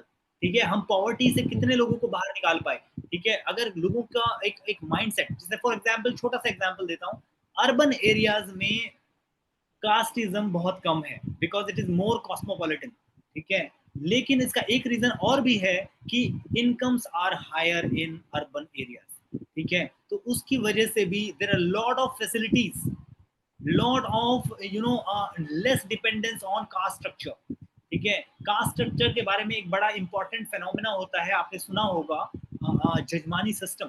ठीक है, ये जजमानी सिस्टम बहुत चलता था गांव में, आज भी चलता है बहुत। कि आपको अभी भी मान लो चलता गांव है। में कोई काम करवाना है तो एक बंदा आएगा, ठीक है, एक नाई अलग से आएगा, फिर वो कोई और दूसरा काम करेगा, फिर तीसरा कुछ और काम करेगा। अलग अलग caste have different task given and they do it hereditarily. ठीक है, और उसके हाँ। एवज में they get in exchange some money और समथिंग लाइक दैट। ठीक है, तो वो एक कास्ट सिस्टम का बहुत इंपॉर्टेंट था, जो अभी भी काफी स्ट्रांग बना हुआ है। ठीक है, इन द रूरल एरियाज। ठीक है, हालांकि रूरल एरियाज भी अब खाली ही होते जा रहे हैं, मेजरली पीपल आर हाँ। माइग्रेटिंग, जिसकी वजह से वो भी डिक्लाइन ही कर रहा है। लेकिन it is becoming a sort of identification tool, and identification tool is leading to this kind of thing, जिसके अंदर मतलब आइडेंटिटी इज देन पोलिटिसाइज्ड। और जब पोलिटिसाइजेशन होता है and then it is very long game. ठीक है, हर बंदे को अपना चाहिए part of power, and democracy is all about this. Democracy in the social justice का एक एस्पेक्ट होता है representation, equitable representation as well as equitable share in power. ये डेमोक्रेसी का मेन नॉर्म होता है। तो शेयर इन पावर लेने के लिए तो देखो सबको ऊपर उठाना पड़ेगा, सबको उस लेवल पे लाना पड़ेगा, और सबको लाना तो इतना आसान नहीं है। 121 करोड़ और 125 crore what ever you can have. ठीक है, तो ये इतने लोगों को ऊपर लेके आना आसान काम नहीं होगा। ठीक है, it will take lot of time. और खास बात ये कि इंडिया की ग्रोथ पाथ भी ऐसी है, कभी ऊपर कभी नीचे, कभी ऊपर कभी नीचे। ठीक है, दैट काइंड ऑफ थिंग। तो इसमें भी इंडिया का जो ग्रोथ है वो बहुत ही डिले हो रहा है, डेवलपमेंट डिले हो रहा है, पर्टिकुलरली हमारे नेबरहुड। ठीक है, वो तो सांस ही नहीं लेने दे रहे, हर दूसरे में कुछ ना कुछ हो जाता है। कभी तो ये गलवान वैली में, कभी ये चाइना आके बैठ जाएगा, कभी पाकिस्तान वाला है, मतलब इसने सांस नहीं लेने दी तो इधर से इसने अटैक कर दिया। तो दैट काइंड ऑफ थिंग। अब उसमें हो क्या रहा है, we are spending excessively on defence, ठीक है, एक्सेसिवली ऑन डिफेंस, और डेवलपमेंट की फंडिंग हमारी कम हो रही है, और डेवलपमेंट में फंड कम होगा तो अंडरस्टूड है कि it is not going to be easy for us to spend on education, health, sanitation, जो हमारे रियल इंडिकेटर्स हैं उसके ऊपर हम स्पेंड ही नहीं कर पाएंगे, इंफ्रास्ट्रक्चर पे हम स्पेंड नहीं कर पाएंगे, and finally what happens, there is lot of difficulties in removing social stigma, ठीक है, क्योंकि इसमें भी प्रॉब्लम्स बहुत ज्यादा फिर बन जाती हैं। अभी देखो एक छोटा सा एग्जांपल देता हूँ, बहुत ही छोटा सा एग्जांपल, हमारी judiciary, it is so highly burden कि यार 5.5 करोड़ केस, दिमाग फट जाता है सोच करके कि यार मतलब ये कब होगा। अगर आज की सिचुएशन में भी देखें, it will take almost 200 years minimum to solve these cases at the, अगर इसको रोक दें कि भैया अभी रुक जाओ, बहुत हो गया, बहुत हो गया, बहुत हो गया, लेकिन नहीं, they are increasing year by year. Maybe next year it will be 6.5 crores, maybe next year maybe पता नहीं 5 years के बाद maybe 10 crores, who knows, ठीक है। तो that will be like mind boggling numbers, ठीक है। उसके लिए हमारे पास जजेस नहीं है, उसके लिए हमारे पास इंफ्रास्ट्रक्चर नहीं है, उसके लिए हमारे पास स्पीड ऑफ एग्जीक्यूशन नहीं है, we are stuck in the British era laws, ठीक है, जिसको काफी कुछ एलिमिनेट भी किया गया है, रिपील भी किया गया है, but still we are not codified lot of laws, ठीक है, और कोडिफाई भी किए हैं तो उनकी अभी प्रोसीजर बहुत लेंदी है, ठीक है, और majority of the laws we do not have the local level judicial mechanisms, ठीक है, उसके अंदर भी बहुत कमियां हैं, ठीक है। बहुत अच्छे मैकेनिज्म लाए गए थे, लोक अदालत वगैरह, लेकिन दे आर स्टिल टेम्पररी, ठीक है, उसके अंदर भी वो टेम्पररी मैकेनिज्म चल रहा है, ठीक है, 30-50 हजार पे किसी जज को रख करके, and they are being like ठीक है भाई निपटाओ जितनी जल्दी हो सके, लेकिन वो भी फिर नहीं चीजें ज्यादा अच्छी चल पा रही हैं, दैट काइंड ऑफ थिंग। तो इसीलिए ये इंफ्रास्ट्रक्चर बढ़ाने के लिए पहले इकोनॉमिक ग्रोथ होना चाहिए। It is always said when economic development is there, social development will improve, ठीक है। सोशल बाद में होता है, पहले इकोनॉमिक होता है, ठीक है। चाइना में भी इस तरह की प्रॉब्लम्स थी, there was poverty and lot of problems, but China ने क्या किया, इकोनॉमिक डेवलपमेंट किया, हेल्थ डेवलपमेंट किया, एजुकेशन को डेवलप किया, and finally they remove poverty, and जब पॉवर्टी रिमूव हो गया, that led to removal of various discriminatory practices that were happening in China and even other countries, सभी के अंदर ज्यादातर इस तरह का था, ठीक है। तो वो चीजें भी होती हैं, तो I think this is the thing that when we grow, when we have the economic development, then only these things will weaken and reduce over time. Sir sir एक क्वेश्चन था। Yes, okay, पहले जानवी बताओ। Okay sir, जैसे आपने main points वगैरह और जो main topics थे आपने हमें दिखाए, बट जो दूसरे हैं जैसे कि कल के पेपर में होगा फ्री ट्रेड एग्रीमेंट, या फिर दूसरा था मैटरनल मोर्टालिटी रेट, तो वो सारे जो टॉपिक है उसको हम कैसे बाइफरगेट करें कि वो मेंस या प्रीलिम्स पर्सपेक्टिव से हमें देखना चाहिए, मतलब हाँ, बहुत ही अच्छा पता क्वेश्चन है नहीं चल जानवी। रहा है सर। हाँ करेक्ट। देखो क्या है कि डेली न्यूज एनालिसिस आपका आता है, ठीक है। डेली न्यूज एनालिसिस में क्या होता है कि देखो डेली की खबरें होती हैं, ठीक है।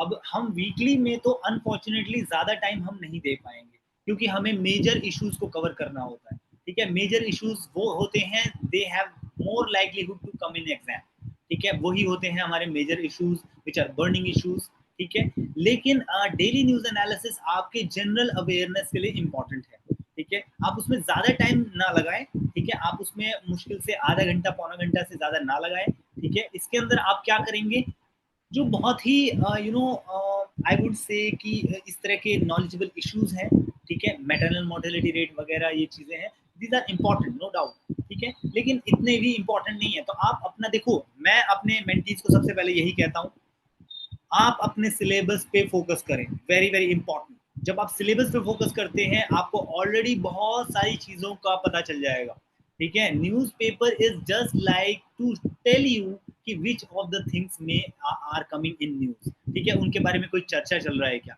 कोई इशू आ रहा है क्या, दैट्स इट, ठीक है। उसके बारे में थोड़ी डिटेल दी है, जस्ट टेक एन ओवरव्यू कि क्या दिया हुआ है, what is it is all about, ठीक है, इतना समझ लो। ज्यादा रिमेंबर नहीं करना है, रिकॉल करने की कोशिश नहीं करना है, बहुत ज्यादा उसके अंदर जाना मतलब डीप नहीं जाना है, बिकॉज अभी आपके लिए वो चीजें इंपॉर्टेंट नहीं है, ठीक है।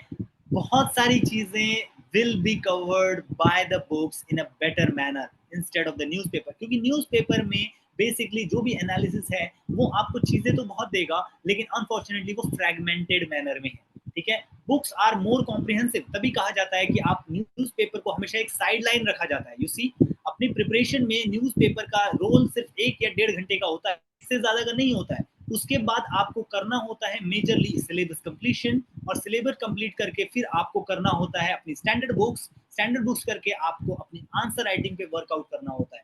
और न्यूज़पेपर में जो भी चीजें आ रही हैं they will help you supplement your knowledge, बस सप्लीमेंट के लिए होती हैं वो।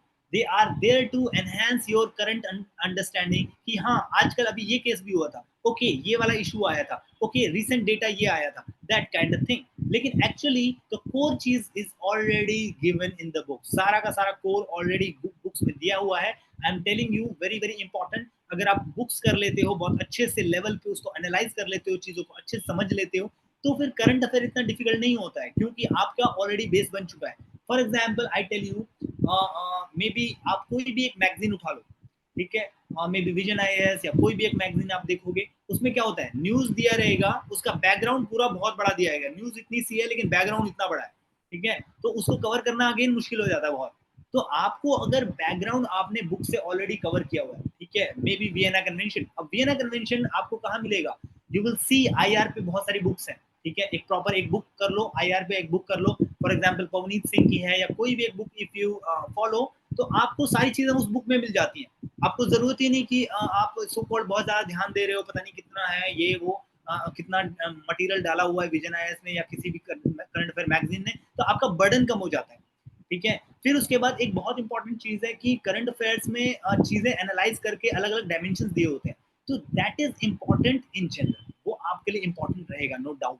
लेकिन बहुत ज्यादा आपका बर्डन अगर आप लेने लगोगे, अरे यार इसमें वो नहीं दिया, अरे इसका मतलब क्या है, फिर लगे गूगल सर्च करने, that will be really waste of time, वो नहीं करना है। 1-1.5 घंटे से ज्यादा नहीं लेना है, एक ओवरव्यू लेना है चीजों का, बस, ठीक है। और ज्यादा बहुत ही कोई छोटी न्यूज है, कोई बहुत ही यूनिक काइंड ऑफ न्यूज है, उसको ज्यादा ध्यान नहीं देना, इतना ज्यादा इशू नहीं है। हम वीकेंड में ऑलरेडी बहुत सारी चीजें कवर कर रहे हैं जो मेजर इश्यूज हैं। और आपको देखो, हमेशा इंपॉर्टेंट याद रखना, एक मैं वैसे भी बात बता देता हूँ, कोई भी एग्जाम हो, पर्टिकुलरली यूपीएससी के बारे में तो ये वैसे भी एक्यूरेट है, 60-40 का रेशियो रहता है, ठीक है, 60-40 का मतलब है कि 60 आपका स्टैटिक ही रहने वाला है, 40% आपका करंट अफेयर आ सकता है, लेकिन उस करंट अफेयर का भी 40% में आई वुड से 10-15% तो स्टैटिक बेस्ड है करंट, ठीक है, उसमें भी आपको स्टैटिक की न्यूज की स्टैटिक की अंडरस्टैंडिंग होनी चाहिए, तभी आप उस न्यूज को भी मतलब उस पर एनालिसिस कर पाओगे, ठीक है। तो आपकी एनालिसिस बुक के थ्रू ही होने वाली है ओवरऑल, ठीक है। और जो बाकी का 30-35% बच गया ना, वो वीकली करंट अफेयर में हो रहा है कवर, ठीक है, don't worry about it, major चीजें हम ऑलरेडी बहुत अच्छे लेवल पे कवर कर रहे हैं, ठीक है। तो ऐसे जैसे जैसे करते जाओगे और आप जैसे जैसे कवर होती जाएंगी चीजें, आपके लिए बहुत चीजें आसान होने वाली हैं, ज्यादा आपको स्ट्रेस लेना नहीं है। एनालिसिस जब भी करोगे, किसी भी चीज का एनालिसिस करोगे, बुक का बेस लेकर के करोगे, एनसीईआरटी का बेस लेकर करोगे, चीजों को जो हम करंट अफेयर में इन जनरल भी हम डिस्कशंस कर रहे हैं उसका बेस लेकर करोगे, तो दैट विल बी सफिशिएंट, कोई बड़ी बात वहां पे नहीं है। Okay, Dipen, yes. सर जैसे आपने मतलब मेरे दो सवाल हैं अभी। हाँ, जैसे अभी जो डिस्कस उसके ऊपर है, स्टैटिक को अंडरस्टैंड मतलब कैसे करते हैं, उसमें मेरा मेरा जो अप्रोच रहता है, जैसे मैंने स्टैटिक पढ़ लिया, रेपो रेट पढ़ लिया, सब कुछ सीख लिया उसके बारे में, कैसे क्या चीजें हो रही हैं। अभी आरबीआई का कुछ आया था कि 0.25 कम किए गए हैं रेपो रेट में, है ना। तो फिर मेरे को वो स्टैटिक से मैंने कनेक्ट किया, अगर कम कर रहे हैं तो लोन ज्यादा मिलेंगे लोगों को, इकोनॉमी में ज्यादा होगा, तो वो चीज मैं वैसे कनेक्ट करता हूँ। तो मतलब ये अप्रोच क्या सही रहेगी या फिर कैसे, और क्या कैसे डील करना है, आप थोड़ा बताएं। देखो स्टैटिक में आई वुड से, देखो स्टैटिक में तो बहुत सारे सब्जेक्ट्स हैं, ठीक है, स्टैटिक में बहुत सारे सब्जेक्ट्स हैं, history, geography, economy, polity, obviously सबका अपना अपना एक पर्सपेक्टिव होता है। मैंने हिस्ट्री का पर्सपेक्टिव आप लोगों को दिया था, ठीक है, लेकिन अलग अलग सब्जेक्ट्स का देखो अपना पर्सपेक्टिव होता है, कैसे चीज़ों को करना होता है। स्टैटिक में अगर मैं बात करूँ इकोनॉमिक्स की, ठीक है, या डेवलपमेंट के एरिया की, ठीक है, तो डेवलपमेंट में बेसिकली क्या है, it is about I would say very very it is about our self basically, ठीक है, हम जो भी करते हैं, ठीक है, हम किस तरीके से चीज़ों को डील करते हैं, ठीक है, जो भी हमारी गवर्नमेंट की स्कीम्स हैं या आप इकोनॉमी का कुछ पढ़ रहे हो, ठीक है, तो वो आप कोशिश किया करो कि देखो बुक में पढ़ लिया, लेकिन ट्राई किया करो कि थोड़ा जब बाहर कभी जाते हो कहीं पे, ठीक है, अपने आसपास उनको देखा करो, ठीक है, it is more about observation, ठीक है, इकोनॉमिक्स में तो पर्टिकुलर, ठीक है, आप ऑब्जर्व किया करो कि कैसे इकोनॉमी वर्क कर रही है, कैसे चीज़ें हो रही हैं, ठीक है, how things are going on, ठीक है। आप पर्टिकुलरली और स्पेसिफिक क्या आप पूछ रहे थे, कौन सा पर्टिकुलर उस पर बता रहे थे? जैसे कि सर मैंने रेपो रेट के बारे में थोड़ा स्टैटिक पार्ट पढ़ लिया पूरा, कि एसएलआर कहाँ ज्यादा है, क्या चेंजेस हो रहे हैं, कैसे इकोनॉमी बढ़ रही है, कम हो रही है, जीडीपी में कैसे ग्रोथ हो रहा है। तो मैंने न्यूज़पेपर में पढ़ा कि आरबीआई ने 0.25 जो पॉइंट्स होते हैं वो कम किए हैं रेपो रेट में। ठीक है, मतलब ठीक है। 6.5 था तो 6.25 कुछ बचा हुआ ऐसा कुछ है। तो फिर करेक्ट, मेरे को लगा कि रेपो रेट अगर कम कर रहे हैं तो फिर मैंने स्टैटिक से कनेक्ट किया, अगर कम हो रहा करेक्ट। है तो लोगों को ज्यादा लेंडिंग मिल पाएगी, ज्यादा इन्वेस्ट कर पाएंगे जीडीपी में, जीडीपी ग्रोथ होगी।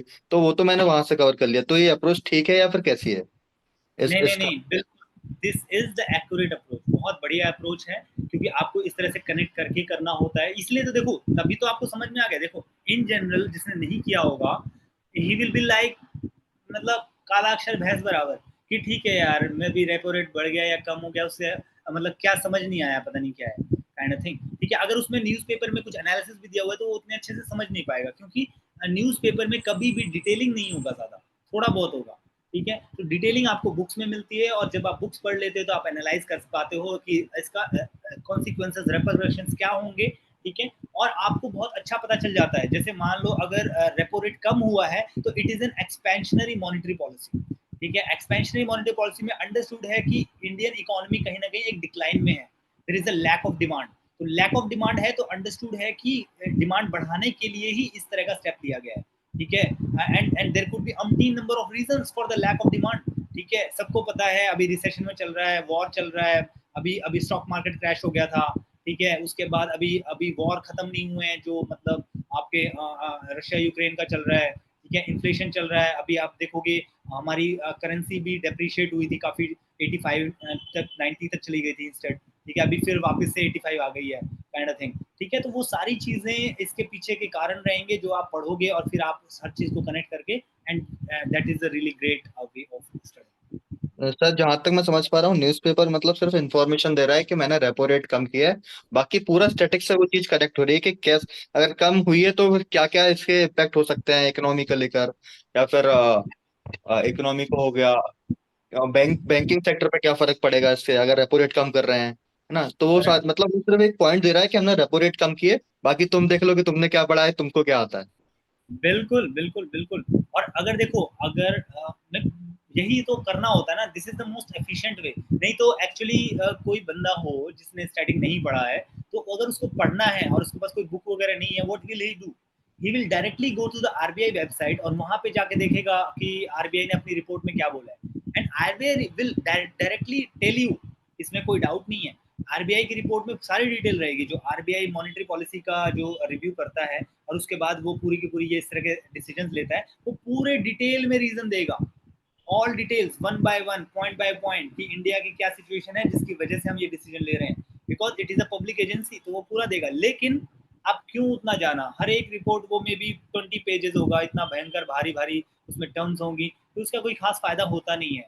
कई बार क्या होता है कि फिर आदमी कंफ्यूज और हो जाता है कि यार ये कहाँ से आ गया, और sometimes it is some person go हेवा कि यार मतलब मैं क्या पढ़ूं क्या ना पढ़ूं, हर एक बॉडी के जाना भी पॉसिबल नहीं होता, तो दैट काइंड ऑफ थिंग। तो आप इसलिए बुक से पढ़ते हो, क्योंकि बुक में आपको हर चीज को बेसिक से बताया जाता है, तो इसलिए आप आराम से कनेक्ट कर पाते हाँ, तो सर दूसरा मेरा ये था, पहला तो था, दूसरा ये था कि कल पीआईबी ने एक सिक्योरिटी से रिलेटेड एक नोटिस जारी किया था। अब पीआईबी की वेबसाइट देखते रहता हूँ क्योंकि ऑथेंटिक वही है कि आजकल सब फेक चल रहा है, तो जो भी चीजें हो रही हैं तो वो बताता रहता है।